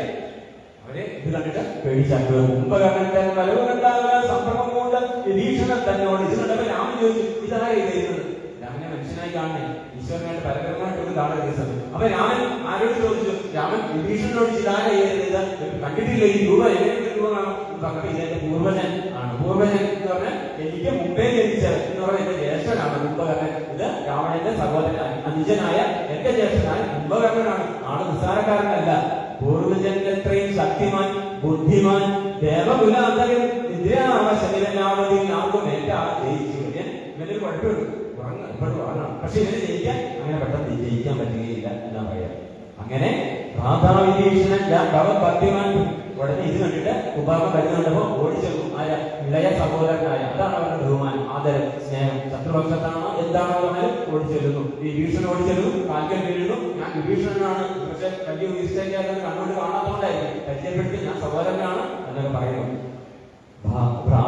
വിഭീഷണൻ ഞാൻ ഭക്തിമൻ പ്രീതി കൊണ്ട് എന്നെ അനുഗ്രഹിക്കണമേ, സീതയെ നൽകുക രാഘവനെന്ന് ഞാൻ ആദരപൂർവ്വം ആവോളം അപേക്ഷിച്ച് കട്ടവും കൈക്കൊണ്ട് നിഗ്രഹിച്ചിരുന്നാൽ ഉഗ്രതയോടും അടുത്തത് കണ്ട് ഞാൻ വീരനായി ആദ്യമാരുമായി തോന്നുന്നു സീതാപതിയെ ശരണമൻ. തന്റെ കഥ പറഞ്ഞു എല്ലാവർക്കും അറിയാം. തന്നെ കൊല്ലാമെന്നത് സീതയെ തിരിച്ചു കൊടുക്കണമെന്ന് ആവശ്യപ്പെട്ടപ്പോൾ തന്നെ കൊല്ലാനായിട്ട് വന്നു.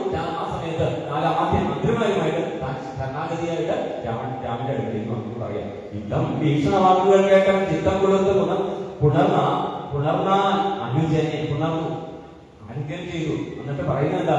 പിന്നെ പുറത്ത് തലോടി പറഞ്ഞത് ആ കുംഭകർണനെ പറയുന്നു. 6 മാസം ഉറക്കം, 6 മാസം ഭക്ഷണം കഴിക്കുന്ന ആ കുംഭകർണനാണ് രാവണന്റെ സഹോദരനായ കുംഭകർണൻ പറയുകയാണ്, ധന്യനല്ലോ ഭവാൻ ഇല്ലെങ്കിലേ ജീവിച്ചിരിക്ക പലകാലം കൂടി സേവിച്ചു കൊള്ളുക രാമപാദാംബുജം നമ്മുടെ വംശത്തെ രക്ഷിപ്പതിന്നു നിർമ്മലൻ ഭാഗവതോത്തമ എത്രയും നാരായണ പ്രിയൻ എത്രയും നീ എന്ന് നാരദൻ തന്നെ പറഞ്ഞു കേട്ടേനം. കേട്ടോ, ഇതാണ് കുംഭകർണൻ പറയുന്നത്. ഈ രാവണന്റെ സഹോദരനായ കുംഭകർണൻ പറയുകയാണ്, നാരദൻ പറഞ്ഞ് ഞാൻ കേട്ടിട്ടുണ്ട്, നിന്റെ മഹത്വം എന്താണ്? നീ വലിയ ഭക്തനാണ്, രാമന്റെ ഭക്തനാണ്, ആ പാദാഭുജങ്ങളിൽ ചെന്നിട്ട് നീ ശരണാഗതി അടങ്ങില്ലേ എന്നും പൂജിക്കുക, അങ്ങനെ ആ സേവ ചെയ്യുക, നിനക്ക് നന്മയുണ്ടാവുള്ളൂ എന്ന് അനുഗ്രഹിക്കുകയാണ് കുംഭകർണൻ. എന്നിട്ട് കുംഭകർണൻ എങ്ങോട്ടാ പോകും? അതാണ് അവിടെയാണ് ഇവിടെ മനസ്സിലാക്കേണ്ടത്. നാരായണപ്രിയൻ എത്രയും നീ എന്ന് നാരദൻ പറഞ്ഞ കേട്ടു. നേരത്തെ പറഞ്ഞു നരനാരായണായി വെച്ച് നാരദൻ പറഞ്ഞ കാര്യങ്ങൾ നിങ്ങൾ കേട്ടു. നേരത്തെ അപൂർവമായിട്ട് പറഞ്ഞിരുന്നല്ലോ.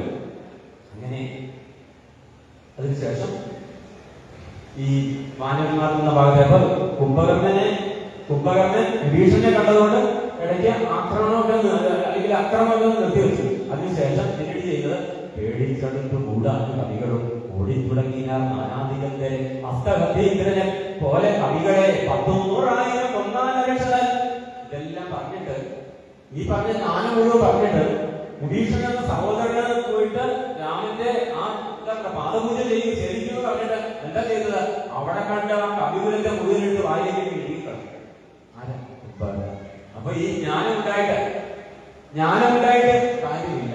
ജ്ഞാനം പ്രായോഗിക തലത്തിൽ വന്നെങ്കിൽ ഈ ജ്ഞാനമല്ല, അത് കത്തിച്ച് കളയേണ്ട ജ്ഞാനം ഒരു കാര്യമില്ല. പാഠപുസ്തകത്തിലിരിക്കുന്ന ജ്ഞാനമാണെങ്കിൽ അതുകൊണ്ട് ഒരു കാര്യമില്ല. അപ്പൊ ഇത്രയും ജ്ഞാനം രാവണനെ പിന്നെ ഉപദേശിച്ചു കൊടുത്തു. എന്നിട്ട് പിന്നെ എന്താ ചെയ്തേ? ആ വിഭീഷണൻ തന്റെ കാൽക്കൽ നിന്ന് വീണപ്പോൾ ചെന്ന് പറഞ്ഞതല്ല, രാമനെ പൂജിക്കും, നീ വലിയ ഭക്തനാണ് എന്നൊക്കെ നാരദൻ പറഞ്ഞിട്ടുണ്ട് എന്ന് പറഞ്ഞിട്ട് അവിടെ കണ്ട ആ കവികുലത്തേക്ക് 1000കണക്കിന് എടുത്ത് വായിക്കുന്നതാണ്. അപ്പൊ ജ്ഞാനം ഉണ്ടായിട്ട് കാര്യമല്ലോ. പ്രായോഗികമായി ജീവിതത്തിലെ ഈ ജ്ഞാനത്തെ കൊണ്ടുവന്നില്ലെങ്കിൽ നമ്മൾ നേടുന്ന ഏത് വിദ്യയും അതുകൊണ്ട് കാര്യമില്ല. ജ്ഞാനം അത് ആത്മീയ ജ്ഞാനമാവട്ടെ ഭൗതിക ജ്ഞാനമാകട്ടെ ഒരു കാര്യമില്ല. മനസ്സിലായില്ലേ? അപ്പൊ കൈക്കൊണ്ടറിഞ്ഞത് മാറിയിട്ടടുത്തവൻ ആ സമയത്ത് മതയാനെ പോലെ അവർക്കിടയിലേക്ക് ഓടിപ്പോയിട്ടാണ് അർക്കടരാജൻ അതുകൊണ്ടൊരു മല കൈക്കൊണ്ടറിഞ്ഞത് മാറിയിട്ടടുത്തവൻ. ഈ സമയത്ത് എന്ത് ചെയ്തു? ഒരു മല എടുത്തിട്ട് സുഗ്രീവന്റെ ചേർന്നെറിഞ്ഞു. അവൻ കൈകൊണ്ടത് തടുക്കാനായിട്ട് ശ്രമിച്ചു. വ്യത്യസ്തനായി മോഹിച്ചു തർക്കന് ആ സമയത്ത് ശൂലം എടുത്തുകൊണ്ട് ആക്രമിച്ചു. അപ്പൊ മോഹിച്ച് ഇവിടെ സുഗ്രീവൻ വീണു. അപ്പോൾ അവനെ മോഹോടെടുത്തുകൊണ്ട് ഉൽപ്പന്നമോദം നടന്നു നിശാചരൻ ജയിച്ചു സുഗ്രീവനെയും കൊണ്ട്. കാരണം ഒരു 1000കണക്കിന് പേരെ തിന്നു. 1000കണക്കിന് പേരെ തിന്നു. സുഗ്രീവൻ നേതാവാണല്ലോ, രാജാവാണല്ലോ. ആ നായകനായിട്ടുള്ള സുഗ്രീവനെ ശൂലത്തില് അവനെ ആക്രമിച്ചു. അവന് മോഹിച്ചു കടന്നുപോയി. ജയിച്ചു സുഗ്രീവനെയും കൊണ്ട് നത്തഞ്ചരേശ്വരൻ ചെല്ലുന്ന നേരത്ത് നാരീജനം മഹാപ്രാസാദം നേരിനാൽ ആരുടെ മോദം പരിനീരിൽ മുക്കിയ മാലിന്യങ്ങളും കളവങ്ങളും തൂങ്ങിനാൽ അപ്പൊ ജയിച്ചേ അസാരം ആഘോഷങ്ങൾ അവിടെ വലിയ ഘോഷം ഉയർന്നു. എന്താ? ഈ സുഗ്രീവനെ തലയിലേക്ക് ചുമലിലേക്ക് കൊണ്ടുപോകുമ്പോ അവരുണ്ടായിരുന്ന മറ്റു രാക്ഷസികൾ അല്ലെങ്കിൽ വനിതകൾ അവരെല്ലാം ഇങ്ങനെ ആർപ്പ് വിളിക്കുന്ന പോലെ ഘോഷം ഉയർത്തിയെന്നാ പറയുന്നത്. ആ സമയത്ത് പക്ഷേ അവരുടെ പരിധിയിലും പുഷ്പങ്ങളിലേക്ക് ഗന്ധം കേട്ടിട്ട് പെട്ടെന്ന് മോഹാനിക്കപ്പെട്ടു പോയിരുന്ന സുഗ്രീവൻ നടന്നു. എവിടെയാ? തോളിൽ കിടക്കുക. അതിങ്ങനെ മല 2-3 മല ഒരുമിച്ച് വെച്ചാൽ അതേപോലത്തെ കുംഭകർണന്റെ ചുമലിലാണ് സുഗ്രീവൻ കിടക്കുന്നത്. നേരത്തെ നമ്മൾ ഇന്നലെ കണ്ടു. നീലൻ വന്നിട്ട് രാവണന്റെ ശിരസിൽ കിടന്ന് നൃത്തം ചെയ്യുന്നത്, ഓരോ കിരീടത്തിന്റെ മേളിൽ കിടന്ന് നൃത്തം ചെയ്യുന്നുണ്ട് എന്ന് പറയുന്ന പോലെ ചുമലിലാണ്, കുംഭകർണന്റെ ചുമലിലാണ്. ആലസ്യമാശു തിരുനീടുവാനാദരാൽ മർക്കടരാജൻ അതേറ്റ് മോഹം വഴി ഉൽക്കടരോഷയുടെ മൂക്കും ചെവികളും ദന്ത നഖങ്ങളെ കൊണ്ട് പൊളിച്ചുകൊണ്ട് അന്തരീക്ഷേപ്പാൻ പോകാൻ കിട്ടിയ സമയം കൊണ്ട് അവന്റെ മൂക്ക് എന്തൊക്കെ ശരീരഭാഗങ്ങളാണോ പരിശോധിക്കാൻ പറ്റില്ല അത്രയും ആക്രമിച്ചിട്ട് സുഗ്രീവൻ ചുമലിൽ നിന്ന് ബോധം വീണുമ്പോഴത്തേക്ക് ഈ പനിനീരിന്റെയും ഈ പുസ്തകത്തിന്റെയും അതിന്റെയൊക്കെ സുഗന്ധവും ഒക്കെ ബന്ധങ്ങളൊക്കെ എത്തിയിട്ട് മോഹാത്സ്യത്തിൽ നിന്ന് ബോധം വീണിട്ട് ഈ കുംഭകർണനെ തന്നെ ചുമലിൽ ഇരുന്നുകൊണ്ട് അവനെ ആക്രമിച്ചു. കുംഭകർണന്റെ ചുമലിലായിരുന്നു അവിടെ ഇരുന്നിട്ട് ആക്രമിച്ചിട്ട് പാഞ്ഞ് രാമന്റെ സമുദ്രത്തിലേക്ക് പോയി. ദന്തനഖങ്ങളെ കൊണ്ട് മുറിച്ചുകൊണ്ട് അന്തരീക്ഷമാഞ്ഞ് പോകാൻ അതിദ്രുതം ക്രോധവുമേറ്റ് അഭിമാനമായി ഭീതിയും ഉൾക്കൊണ്ട് രക്താഭിക്ഷതനെ രക്തം ഇങ്ങനെ നദി പോലെ ഒഴുകുക. അഭിമാനക്ഷതം, ലജ്ജ തോന്നുന്ന നാണം തോന്നി ഭീകരിയായിട്ടുള്ള മാനൻ അല്ലെ തന്നെ ലഭിച്ചത്. അങ്ങനെ വലിയ ആഘോഷപ്രദം അങ്ങനെ നിരാശനായി പോയി. സന്നദ്ധനായി അടുത്തു സുമിത്രാത്മജൻ പിന്നെയും വീണ്ടും വരുന്നത് കണ്ട് അതിസന്നദ്ധനായി അടുത്തു സുമിത്രാത്മജൻ പർവ്വതത്തിന്മേൽ മഴപൊഴിയും വണ്ണം ദുർവാല ബാണഗണം പൊഴിച്ചിടിന് 100,000 വാനരന്മാരെയും വക്രത്തിലാക്കി അടക്കി അവരുടെ കർണനാസാവിൽ കൂടെ പുറപ്പെടും. പിന്നെയും വായി വിഴുങ്ങുവെന്നത് അവരെ വായിലേക്ക് കണ്ണിൽ കാണുന്ന മുഴുവൻ വാനരെ വായിലേക്ക് വിഴുങ്ങുക. വാനരന്മാർ ചെറുതായിട്ട് അവർ ചെറുതാണല്ലോ. അപ്പൊ അവര് മൂക്കിലൂടെ കുറച്ചുപേര് മൂക്കിലൂടെ പോകും, ചിലര് കാതിലൂടെ പട്ടകറിയും. ഇങ്ങനെ ആവർത്തിച്ചുകൊണ്ടേയിരിക്കുക. വക്രത്തിലാക്കി അടയ്ക്കും അവരുടെ കർണ നാസാവിലത്തിലൂടെ പുറപ്പെടും. പിന്നെയും വായി വിഴങ്ങും അവൻ തല രക്ഷോവരനും അന്നേരം നിരൂപിച്ചു. ലക്ഷ്മണൻ തന്നെ ഉപേക്ഷിച്ച് ദൂരം രാഘവൻ തന്നോടടുത്താണ്. അതുകൊണ്ട് ആ സമയത്ത് എന്തോ ലക്ഷ്മണനോട് ഒരു ആഭിമുഖ്യം ഇല്ലാതായിട്ട് എങ്ങോട്ട് പോയി? ശരിക്കും രാമന്റെ സന്നിധിയിലേക്ക് പോയി. ആര്യ കുംഭകർണൻ വേഗേന ബാണം പൊഴിച്ചൊരു കൂട്ടവൻ ദക്ഷിണ ഹസ്തവും ശൂലവും രാഘവൻ തക്ഷനെ ബാണമൈതാശ കണ്ടിക്ക് രാമന്റെ അടുക്കലേക്ക് വന്നപ്പോൾ രാമൻ എന്താ ചെയ്തത്? രാമൻ അവന്റെ വലത് കൈ മുറിച്ചു, ശൂലം കൊണ്ട് വലത് കൈ മുറിച്ചു. രാഘവൻ തക്ഷനെ ബാണമൈതാശ കണ്ടിക്ക് യുദ്ധാംഗണേ വീണു വാനരവൃത്തവും നക്തഞ്ചരന്മാരും ഒട്ടുമരിച്ചു. ഒരുപാട് നക്തഞ്ച നിശാചരന്മാരും അതോടൊപ്പം തന്നെ കവികളും വാനരന്മാരും മരിച്ചു. ഇതിന് വലത് കൈ വേർപെട്ട് ആ ശൂലം പിടിച്ചു വന്ന ആ വലതുകാരൻ വേർപെട്ട് വീണു. അപ്പോൾ എന്ത് ചെയ്തു? വലതുകാരൻ പോയപ്പോൾ അവൻ ഇടതുകാരം ഉണ്ടല്ലോ, ആ ഇടതുകാരത്തിൽ വലിയ വൃക്ഷം താലവൃക്ഷം എടുത്തുകൊണ്ട് നേരെ രാമന്റെ നേരെ വരുന്നു. രാമനോട് ഏറ്റവും അടുത്തു നിശാചരൻ ഇന്ദ്രാസ്ത്രമേത് കണ്ടിച്ചാൽ ഇന്ദ്രാദികൾ പലരും മരിച്ചിരിഞ്ഞാൽ ഗണ്ഡകോപത്തോട് അലറി അടുത്തത് നക്തഞ്ചരാദികൾ പിന്നെയും അന്നേരം അർദ്ധചന്ദ്രാകാരമായ കണ്ടപ്പ് കൊണ്ട് ഉത്തുംഗപാദങ്ങളും കുറിച്ചിരിഞ്ഞാൽ അങ്ങനെ ഇന്ദ്രാസ്ത്രമേത് കുറേ നിശാചരങ്ങളെ കൊന്നു. അവസാനിക്കും വീണ്ടും ആക്രമണത്തിന് ഉത്സുകനായിട്ട് കണ്ടുകണ്ടിട്ട് എന്ത് ചെയ്തു? അവനെ അടുത്ത വേറെ ബാണം ഉപയോഗിച്ചിട്ട് അവനെ അർദ്ധചന്ദ്രാകാരമായ അർദ്ധചന്ദ്ര അല്ലെ ഒരു വൃത്തത്തിന്റെ പകുതി ഉള്ള ആ രീതിയിലുള്ള ആ മാതൃകയിലുള്ള അർദ്ധചന്ദ്രാകാരമായിട്ടുള്ള രണ്ട് അമ്പുകൊണ്ട് അവന്റെ തലയും അവന്റെ ശിരസ് അവന്റെ പാദങ്ങളും എല്ലാം രാമൻ ഭഗവാൻ ഒളിച്ചു. നക്കഞ്ചരെ കുതിച്ചെടുക്കുന്നേരം പത്രികളുമായി വിളച്ചൂരകൂത്തം വൃത്രായി ദൈവതമായി വിളക്കിയിടിഞ്ഞ അസ്ത്രം ഉത്തമാങ്കത്തെയും കണ്ടിച്ച് വൃത്രായി താനും തെളിഞ്ഞാലത് നേരം ഉത്തമാങ്കപുരന്മാരി വീട് മുറിഞ്ഞ അധികം ദേഹം അവന്റെ തല തെറിച്ച് വീഴണം. അത് വളരെ ദൂരെ പോയി സമുദ്രത്തിൽ പോയി വീഴുന്ന പറയാം. എന്ത് തലയായിരിക്കും ആലോചിച്ചത്? ആ തലയിൽ ആ ശിരസിൽ ഉള്ള വായിലൂടെയാണ് കൈ മാന്യന്മാരെല്ലാം എന്ത് ചെയ്തത്? അവരെ എല്ലാവരും വീഴിയത്. അപ്പൊ ഇത് കണ്ടിട്ട് നാരദ മഹർഷി ഇറങ്ങി വന്നു. അപ്പൊ ഇവിടെ ഇന്ന് നമ്മുടെ ചോദ്യം എന്ന് പറയുന്നതാണ്, രാവണന് ഉപദേശം നൽകിയിട്ട് രാമനെ വധിക്കാൻ പോയത് ആരായിരുന്നു എന്നുള്ളതാണ് ഇന്നത്തെ നമ്മുടെ ചോദ്യം. രാവണന് ഉപദേശം നൽകിയിട്ട് രാമനെ വധിക്കാനായി പോയ നിശാചരൻ ആരായിരുന്നു? ഇവിടെ നാരദ മഹർഷി ഇതൊക്കെ കണ്ടിട്ട് ഭഗവാന്റെ ആ ഒരു വിജയ ശ്രീലാളിതനായി ഭഗവാൻ നിൽക്കുന്നു, ദേവതകൾ സന്തോഷിക്കുന്നു. അതൊക്കെ കണ്ടിട്ട് നാരദ മഹർഷി അവിടേക്ക് എത്തിച്ചേരുന്നു. ദേവമുനീശ്വരൻ നാരദനും തഥാസേവാർത്ഥം അമ്പോൾ അവതരിച്ചിടിനാൻ രാമം ദശരഥനന്ദനം ഉൽപ്പല ശ്യാമളം കോമളം പാണതരുദ്ധരം പൂർണ്ണചന്ദ്രാനനം കാരുണ്യ പീയൂഷ പൂർണ്ണ സമുദ്രം മുകുന്ദം സദാശിവം രാമം. രാമനെ കുറിച്ചുള്ള എല്ലാ നല്ല വാക്കുകളും പറയാം. രാമൻ എന്താ? ഭഗവാനാണ്, പരബ്രഹ്മമാണ്, പരമാനന്ദമൂർത്തിയാണ്, അല്ലെങ്കിൽ മുകുന്ദനാണ്, മുക്തി നൽകുന്നവനാണ്. അങ്ങനെ ഭഗവാനെ കുറിച്ച് എന്തൊക്കെ പറയാമോ ആ നല്ല വാക്കുകളൊക്കെ നാരദ പറയുകയാണ്.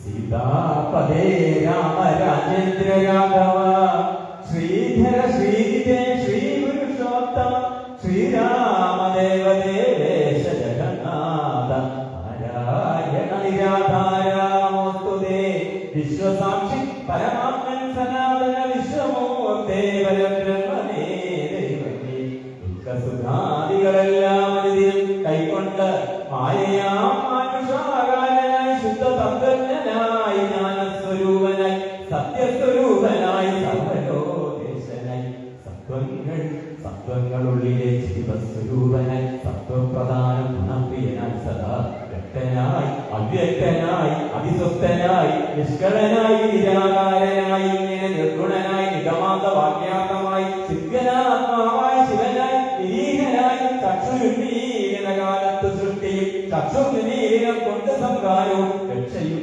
നാനാവിധാവതാരങ്ങളെ ശിക്ഷിച്ചു ധർമ്മത്തെയും പരിപാലിച്ച് ഭഗവാന്റെ മഹിമയെ കുറിച്ച് പറയുകയാണ്. ചുരുക്കി പറഞ്ഞ് ഭഗവാൻ എപ്പോഴാണോ കണ്ണു തുറക്കുന്നത് അപ്പോഴാണ് സൃഷ്ടി ഈ സൃഷ്ടി സംഭവിക്കുന്നത്. പ്രപഞ്ചത്തിന്റെ എല്ലാത്തിനും ജഗത്തിന് വേണ്ടി സൃഷ്ടി സംഭവിക്കുന്നത് ഭഗവാൻ കണ്ണു തുറക്കുമ്പോൾ സൃഷ്ടി സംഭവിക്കുന്നു. ആ കണ്ണുകൾ എപ്പോഴാണ് കൂടി അറിയുന്നത് അപ്പോഴാണ് സംഹാരം നടക്കുന്നത്. അതാണ് അതിന്റെ ബാക്കി കാര്യങ്ങളൊക്കെ നമുക്ക് മനസ്സിലാക്കുന്ന കാര്യങ്ങൾ. പ്രധാനമായിട്ടും ആ കാര്യങ്ങൾ ഇവിടെ പറയുന്നത്. പുരുഷപ്രകൃതികാലാഖ്യനായി ഭക്തപ്രിയനാം പരമാത്മനെ നമ യാതൊരാത്മാവിനെ കാണുന്നപ്പോൾ നിരാശയ ഒരാശയമില്ലാതെ താപസ്യന്തിനമാർ തപസ്സികൾ തപസ് ശക്തിയായിട്ടുള്ള എപ്പോഴും കാണുന്നത് ആരെയാണ്? ഏതൊരു ആത്മാവിനെയാണ്? സ്വരൂപത്തിനായിക്കൊണ്ട് നമസ്കാരം. ചിത്സ്വരൂപ ജ്ഞാനസ്വരൂപ ചിത്സ്വരൂപൻ വിളിക്കാം. പ്രഭോ നിത്യം നമസ്തുതേ നിർവികാരം ശുദ്ധജ്ഞാനരൂപ്യം സകലോകാധാര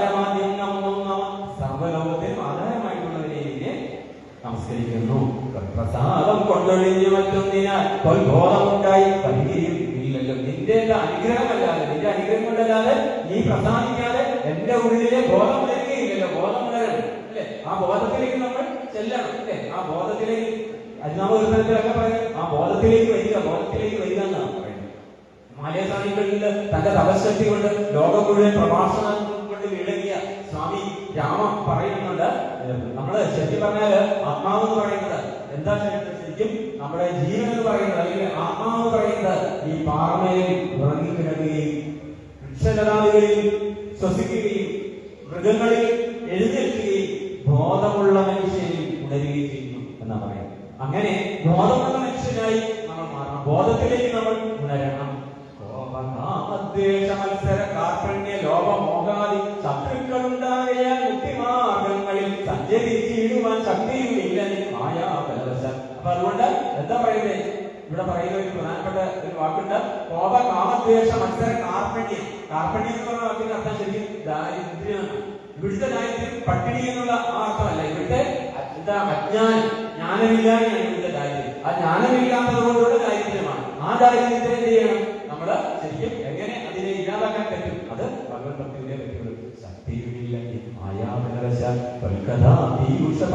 ചെയ്തുകൊണ്ട് ഉൾക്കാവിൽ നിന്നെയും ധ്യാനിച്ചനാരം പൂജയും ചെയ്ത് നാമങ്ങൾ ഉച്ചരിച്ച് ഈ പ്രപഞ്ചത്തിലൊക്കെ നിരന്തരം ചരിതങ്ങളും പാടി വിശുദ്ധനായി സഞ്ചരിപ്പാനായി അനുഗ്രഹിക്കും. എപ്പോഴും നിന്റെ കഥ, നിന്റെ പുരാണം പറയാം, നിന്റെ കഥകൾ പറഞ്ഞ് ഈ പ്രപഞ്ചത്തിലാകെ സദാസമയവും അങ്ങനെ വിഗതനായി നടക്കുവാൻ എന്നെ അനുഗ്രഹിക്കണമേ എന്ന് സദാസമയവും നാരായണ നാരായണ മന്ത്രം ജപിച്ച് എല്ലാവരും ചെല്ലുന്ന അല്ലെ ആ നാരദമഹർഷിയുടെ പ്രാർത്ഥനയാണ്. പിന്നെയോ രാജരാജേന്ദ്ര രഘുകുല നായക രാജീവലോചന രാമ രമാപദേ. നമ്മൾ പറയുമ്പോൾ എപ്പോഴും നമ്മൾ രാമ എന്ന് പറഞ്ഞാൽ നമ്മൾ പിന്നെ പറയും രമ രമ അല്ലെ, നമ്മൾ വിളിക്കും രമേ എന്നാണ് വിളിക്കുന്നത്. ശരിക്കും അവിടെ ഏ ഇല്ല, രായ. അപ്പൊ രാമ എന്ന് പറഞ്ഞ പോലെ രമാപദേ എന്നാണ് പറയാൻ വെച്ചിരിക്കുന്നത്. അപ്പൊ ഈ രാമായണം വായിക്കുമ്പോ അതിലുള്ളവരെ വായിക്കാവുന്ന ആചാര്യന്മാർ പറയും. നമ്മള് രമ എന്ന് പറഞ്ഞ ഏ കുത്തിക്കേറ്റുക, അതിന്റെ ആവശ്യം രാമ എന്ന് പറയുന്ന പോലെ രമാപദേ എന്ന് പറഞ്ഞാൽ മതി. പാതി പോയത് ഭൂപാലനെന്നു നീ ബാധിച്ചവകർണൻ തന്നെ കൊല്ലയാൽ ഗോപീകരനാകിയ സൗമിത്രിയും നാളെ മേഘനിനാഥനം കൊല്ലുമായോധന. ഇത് നീ ആ മുഖാകര മുതലേ നാളെ സൗമിത്രി എന്ത് ചെയ്യും? അവനെ ഇന്ദ്രജിത്തിനെ മേഘനാഥനെ കൊല്ലും, നാളെ കൊല്ലും. ആര് പറയുക? നാരദമഹർഷി പറയുകയാണ്. പിന്നെ മറ്റന്നാൾ ദശഗ്രീവനഭവാൻ കൊന്നു ജഗത്രയം രക്ഷിച്ചു കൊള്ളുക. ഞാൻ ഇനി ബ്രഹ്മലോകത്തിന് പോകുന്നു, മാനവീര ജയിക്കാൻ നീ എന്ന് പറയാൻ എന്താ കാരണം? കൊട്ടാരത്തിലേക്ക് സീതാസ്വയംവരം കഴിഞ്ഞ കൊട്ടാരത്തിൽ വന്ന് വിശ്രമിക്കുന്ന വേളയിൽ ഓടി വന്നത് ഈ നാരദനാണ്. എന്നിട്ട് ഓർമ്മിച്ചു, അവതാരം എടുത്തു വന്നിരിക്കുക. ഇവിടുത്തെ ഈ മധുസൂക്കെ ആഘോഷിച്ച് ഇതിനിടെ ദശരഥം എന്ന് പറയും, നാളെ അഭിഷേകമാണെന്ന് പറയും, യുവരാജാവായിട്ട് ചിന്തിച്ച് അങ്ങനെ ആ സുഖഭോഗത്തിൽ പെട്ടുപോയല്ലേ എന്ന് പറയും സമയമായിട്ടില്ല. കാരണം എന്താ? ആ രാവണന്റെ പ്രാരബ്ധ കർമ്മങ്ങൾ ഇനി തീരാനുണ്ട്. 10-13 വർഷം കിടക്കുക. അതുകൊണ്ട് ഞാൻ ഇപ്പൊ നാളെ തന്നെ ഞാൻ പോകും, നാളെ പുലർക്കാലം തന്നെ ഞാൻ പോകുന്നുണ്ട്. എന്തുകൊണ്ടാണ് ഞാൻ പോകുന്നത്? ഞാൻ പോകുന്നത് കാനനത്തിൽ എനിക്ക് കുറെ കാര്യങ്ങൾ നിർവഹിക്കാനുണ്ട്. അത് കഴിഞ്ഞാലേ എനിക്ക് പോയി രാവണന്റെ കാര്യം നിർവഹിക്കാൻ പറ്റുള്ളൂ. 13 വർഷം അതിന് വേണം എന്ന് പറഞ്ഞിട്ടാണ് ഈ നാരദമഹർഷിയോട് സംസാരിക്കുന്നത്. അതുകൊണ്ട് ഈ സമയത്ത് ഓടി വന്നു ജയശ്രീലാളൻ എന്ന ഭഗവാനെ കണ്ടിട്ട് ഇത് പറയുന്നു, മാനവ വീര ജയിക്കും. ഇടയ്ക്ക് നമ്മുടെ ചോദ്യം ഒന്നുകൂടി ഓർമ്മിപ്പിക്കാം. രാവണന് ഉപദേശം നൽകി അല്ലെ? രാമന്റെ കാര്യം പറഞ്ഞ് രാവണനെ ഉപദേശിച്ചിട്ട് രാമനെ നിഗ്രഹിക്കാൻ, രാമനെ വധിക്കാനായി പോയ നിശാചരൻ അതാരായിരുന്നു എന്നുള്ളതാണ് ഇന്നത്തെ ചോദ്യം. അതൊന്നും കൂടി ഓർമ്മിച്ചതേ യുദ്ധം പറഞ്ഞു വണങ്ങി സ്തുതിച്ചത് ഭക്തിമാനാകിയ നാരദനും തഥാ രാഘവനോടനുവാദവും കൈക്കൊണ്ട് വേഗേന പോയി മറഞ്ഞിടിയാനും. അപ്പോ അതിനുശേഷം പിന്നീട് ഇപ്പൊ ശരിക്കും നാരദ മഹർഷിയും രാമനും തമ്മിലുള്ള മുഖാമുഖം നമ്മൾ കണ്ടത്. അതിനുശേഷം പെട്ടെന്ന് ക്യാമറ മാറുകയാണ്. കുംഭകർണൻ നദിച്ചോരു വൃത്താന്തവും കമ്പം വരുമാറു കേട്ടു ദശാനൻ മോഹിച്ച് ഭൂമിയിൽ വീണു പുലരുടൻ മോഹമന്തിർന്നു മൂർത്തമാത്രം കൊണ്ട് പിന്നെ പലതരം ചൊല്ലി വിനാവിച്ചു. ഇന്നനായൊരു ദശഗിരിവനം തഥാ ചെന്നും തൊഴുതു പറഞ്ഞു ശിരസും ഉന്നതനായൊരു അധികായ വീരനും. അപ്പോ ആകെ ഉണ്ടായിരുന്നൊരു കച്ചിത്തുരുമ്പ് ആയിരുന്നു. സത്യം പറഞ്ഞാൽ ഭീഷണി പോയി അല്ലെ? അക്ഷയകുമാരനെ കൊന്നു, ഇന്ദ്രജിത്ത് ഇങ്ങനെ എന്ന് പറയേണ്ട ആ ഒരു അവസ്ഥയില. പക്ഷെ ഇവിടെ കുംഭാരനെ അയച്ചിട്ട് കുംഭാരന്റെ കഥയും കഴിഞ്ഞു. മോഹൻസിന്റെ ഇതൊക്കെ കേട്ട് രാവണൻ വീണു. എന്നാലും രാവണൻ ഇനി ബാക്കി വെച്ചിട്ടുള്ളൂ കുറച്ച് പേര്. അധികായൻ, അങ്ങനെ കുറച്ച് പേര്, നരാന്തകന്, മഹോദരൻ, മഹാഭാഷൻ എന്നൊക്കെ പറഞ്ഞ കുറച്ച് ആൾക്കാരുണ്ട്. അവരെയൊക്കെ രംഗത്തിറക്കാനായിട്ട് ആഗ്രഹിക്കും. അപ്പൊ അവരൊക്കെ വന്നിട്ട് പറയും, അങ്ങനെയാണല്ലോ അല്ലെ, സിദ്ധതി കിട്ടാൻ വേണ്ടിയിട്ട് വന്നിട്ട് ഞങ്ങൾ ഏറ്റുമല്ല, അങ്ങിവിടെ ഒന്നും ചെയ്യേണ്ട, വെറുതെ ഇങ്ങനെ കസേര കിട്ടും, ബാക്കി എന്നെ ഞങ്ങൾ ഏറ്റു എന്ന് പറയുന്നത്. അതേപോലെ തന്നെ അന്നും ഇങ്ങനെ പറഞ്ഞുകൊണ്ടിരുന്ന വ്യത്യാസത്തിൽ ദുഃഖിപ്പതിനെന്ത് കാരണം ഞങ്ങൾ ചെന്നൊക്കെ വിഭുക്കളെ കൊണ്ടുവരാമല്ലോ. വിഭു എന്ന് പറയുന്നത് ശത്രുവാണ് അല്ലെ. ഇപ്പൊ നമ്മൾ ഗീതയിലെ വാക്ക് പറയുമ്പോൾ വിഭു, നീ വിഭുവാണോ, നീ നിന്റെ വിഭുവാണോ, നീ നിന്റെ മിത്രമാണോ എന്ന് അർജുനനോട് ഭഗവാൻ ചോദിക്കുന്നു. വിഭു ശത്രുവാണ്.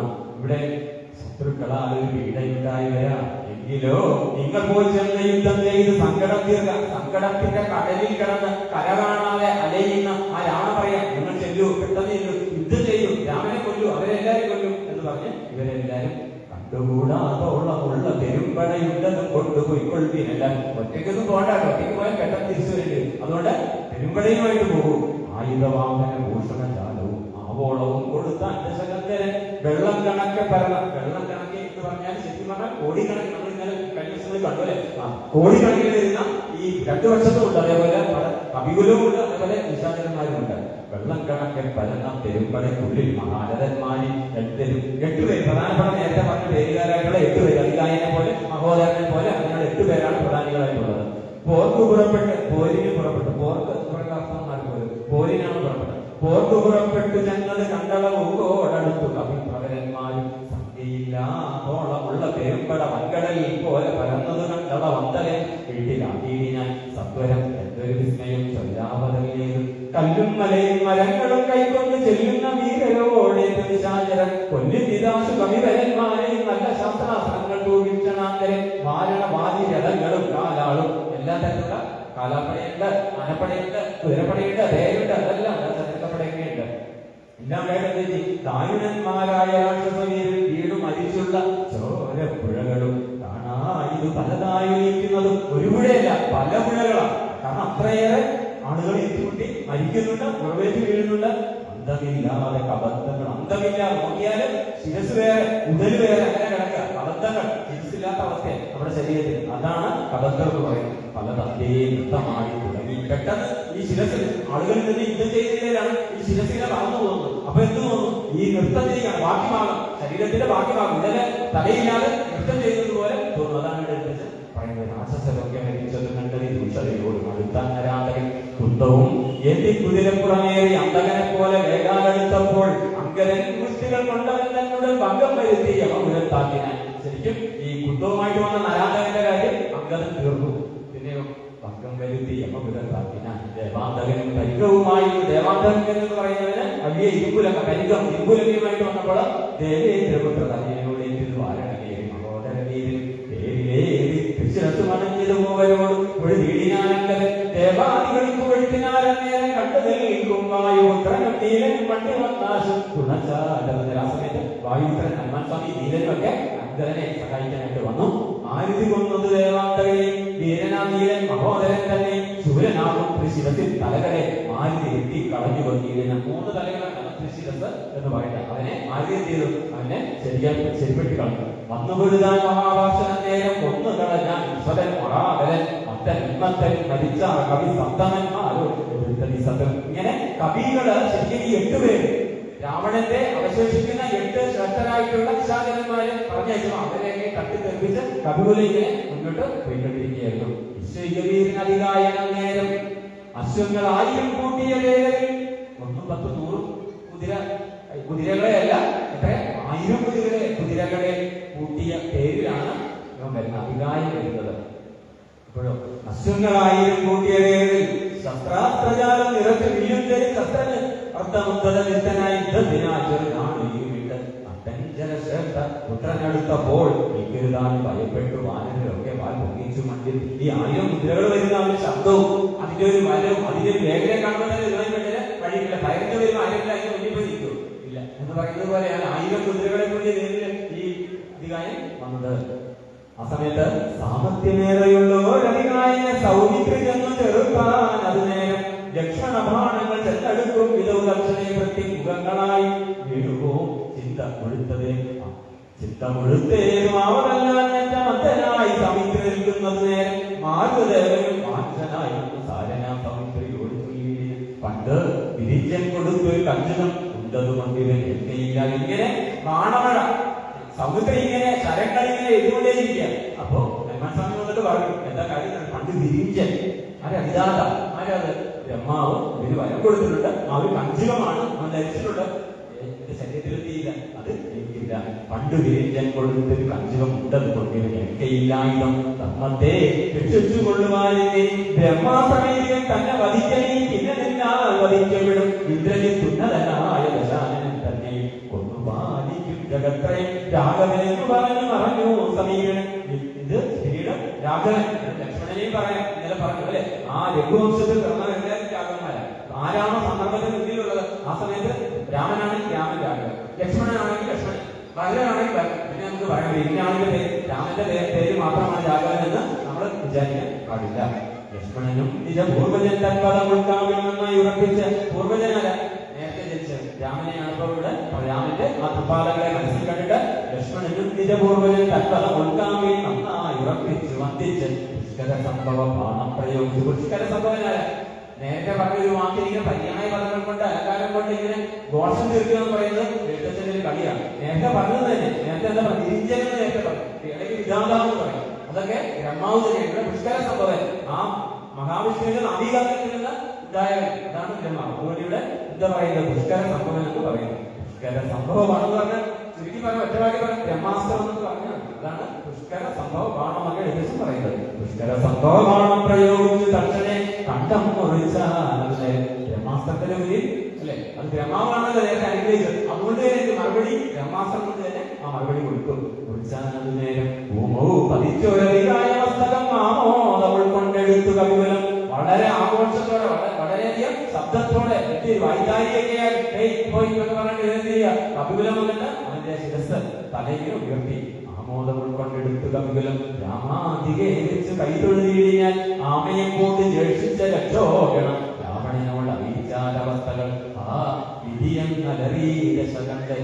ഈ കപിലത്തിന് ആനന്ദ നൃത്തം പാടിക്കൊണ്ട് ഇവന്റെ അധികാരം എത്ര 1000 കുതിരകളെ പൊട്ടിയ ജലത്തിലാണ് അല്ലെ. അവനെ ആകെ എല്ലാവരും പേടിച്ച് വിറപ്പിച്ചു. അവനെ എന്ത് ചെയ്തു? ലക്ഷ്മണൻ എന്താ ചെയ്തത്? ബ്രഹ്മാസ്ത്രം ചെയ്ത് അവന്റെ ശിരസ് മാറ്റിയപ്പോഴത്തേക്ക് അവരെല്ലാരും കൂടെ ശിരസ് കൊണ്ട് രാമന്റെ കൃപാദം കൊണ്ട് വെച്ചു. ഇത് വിവരം അറിഞ്ഞ രാവണൻ എന്താ പറഞ്ഞത്? ആ വിധിയം നലറീര തലവിധിയ എന്ന് പറഞ്ഞിട്ട് സമാശിച്ച് അല്ല വിദ്യ. നമ്മള് പറഞ്ഞ ഓ ഇതൊക്കെ വിധിയ അല്ലെ. പരീക്ഷ തോറ്റിരുന്ന കുട്ടി പറയാ വിധിയ അല്ലെ. വേറെ എന്തെങ്കിലും കാര്യം നമ്മൾ പറയാം വിധിയ. അങ്ങനെ പറഞ്ഞിരിക്കാൻ മാത്രമേ നമുക്ക് പറ്റുള്ളൂ. അങ്ങനെ പറഞ്ഞാൽ വിധിയല്ല. അതിനെ നമുക്ക് എന്ത് ചെയ്യാൻ പറ്റണം? അതിനെ ആ സന്ദർഭത്തിൽ അല്ലെ, ആ സങ്കല്പത്തിൽ എപ്പോഴാണോ ആ കർമ്മം ഉണ്ടാകുന്നതിന് മുമ്പ് വാക്കുണ്ടാകുന്നു, വാക്കുണ്ടാകുന്നതിന് മുമ്പ് അത് സങ്കല്പമായി വിചാരമായി ചിന്തയായി നമ്മുടെ മനസ്സിൽ ഇങ്ങനെ മുളയ്ക്കുന്നു. ആ സമയത്ത് അതിനെ പരിശോധിച്ച് നെഗറ്റീവാണോ പോസിറ്റീവാണോ എന്ന് കണ്ടിട്ട് പോസിറ്റീവ് ആണെങ്കിൽ മുന്നോട്ട് പോകണം, നെഗറ്റീവ് ആണെങ്കിൽ അവിടെ അതിനെ പിടിച്ച് മനസ്സിൽ ദൂരെ കളയണം. അതാണ് നമുക്ക് വേണ്ടതെന്ന് രാമായണം നമ്മെ ഓർമ്മിപ്പിക്കുന്നു. ഇന്നത്തെ ചോദ്യം ഒരിക്കൽ കൂടി പറയാം. രാമന്റെ കാര്യങ്ങൾ ഉപദേശിക്കുകയും അവസാനം രാമനെ വധിക്കാൻ യുദ്ധത്തിന് പോവുകയും ചെയ്ത നിശാചരൻ ആരെന്നതായിരുന്നു എന്റെ ചോദ്യം. ഇതിനുശേഷം ഇവിടെ പതിവ് പോലെ നമ്മൾ 26 ദിവസത്തിലാണ്. ഇനി 5 ദിവസം 27, 28, 29, 30, 31 ഇപ്പൊ 5 ദിവസം കൂടി. അടുത്ത ശനിയാഴ്ച നമ്മുടെ രാമായണ തത്വസമീക്ഷാ പരിപാടികൾ പിറ്റേന്നാണ് 5 ചടങ്ങുകൾ നടക്കുക. സമാപന ചടങ്ങുകൾ, ഔദ്രദർശന ഘോഷയാത്രയൊക്കെ നടക്കുന്നത്. നമ്മുടെ രാമായണ കഥാമാതിരി ശനിയാഴ്ച ചെയ്തു. അപ്പൊ ശനിയാഴ്ച വൈകിട്ട് ഈ രാമായണ കഥാമാതിരി പ്രഭാഷണത്തിന് ശേഷം ഇതുവരെ ഇവിടെ കീർത്തനങ്ങൾ ആലപിച്ചവര് അന്ന് എല്ലാ കുട്ടികളും ഇവിടെ ഇതുവരെ വന്നിട്ടുള്ള എല്ലാവരും തന്നെ അന്ന് എത്തി അവരെ കീർത്തനം ആലപിക്കുന്നതാണ്. അന്ന് എല്ലാവരും എത്തിച്ചേരണം. അന്ന് അവർക്ക് സമ്മാനങ്ങളൊക്കെ പ്രഖ്യാപിക്കുന്ന അന്നാണ്. തീർച്ചയായും ആ കുട്ടികളെ പ്രോത്സാഹിക്കണം. കാരണം അമ്മയുടെ പാട്ട് അല്ലെ, അമ്മയുടെ കീർത്തനം ആലപിക്കാൻ പറ്റുന്നവരെ നമ്മൾ കൈയടിച്ച് പ്രോത്സാഹിപ്പിക്കണം. കുട്ടികൾ ഇന്ന് സാഹിത്യത്തിലേക്ക് അല്ലെങ്കിൽ കലയിലേക്ക് അല്ലെങ്കിൽ ഗാനത്തിലേക്ക് സംഗീതത്തിലേക്ക് വരുന്നവർ വളരെ കുറവാണ്. ശാസ്ത്രങ്ങളിലേക്ക് മറ്റു കാര്യങ്ങളിലേക്ക് മാത്രം പോകുന്നവരാണ്. അപ്പൊ അപ്പോൾ തീർച്ചയായിട്ടും ഈ ക്ഷേത്രകലകളുടെ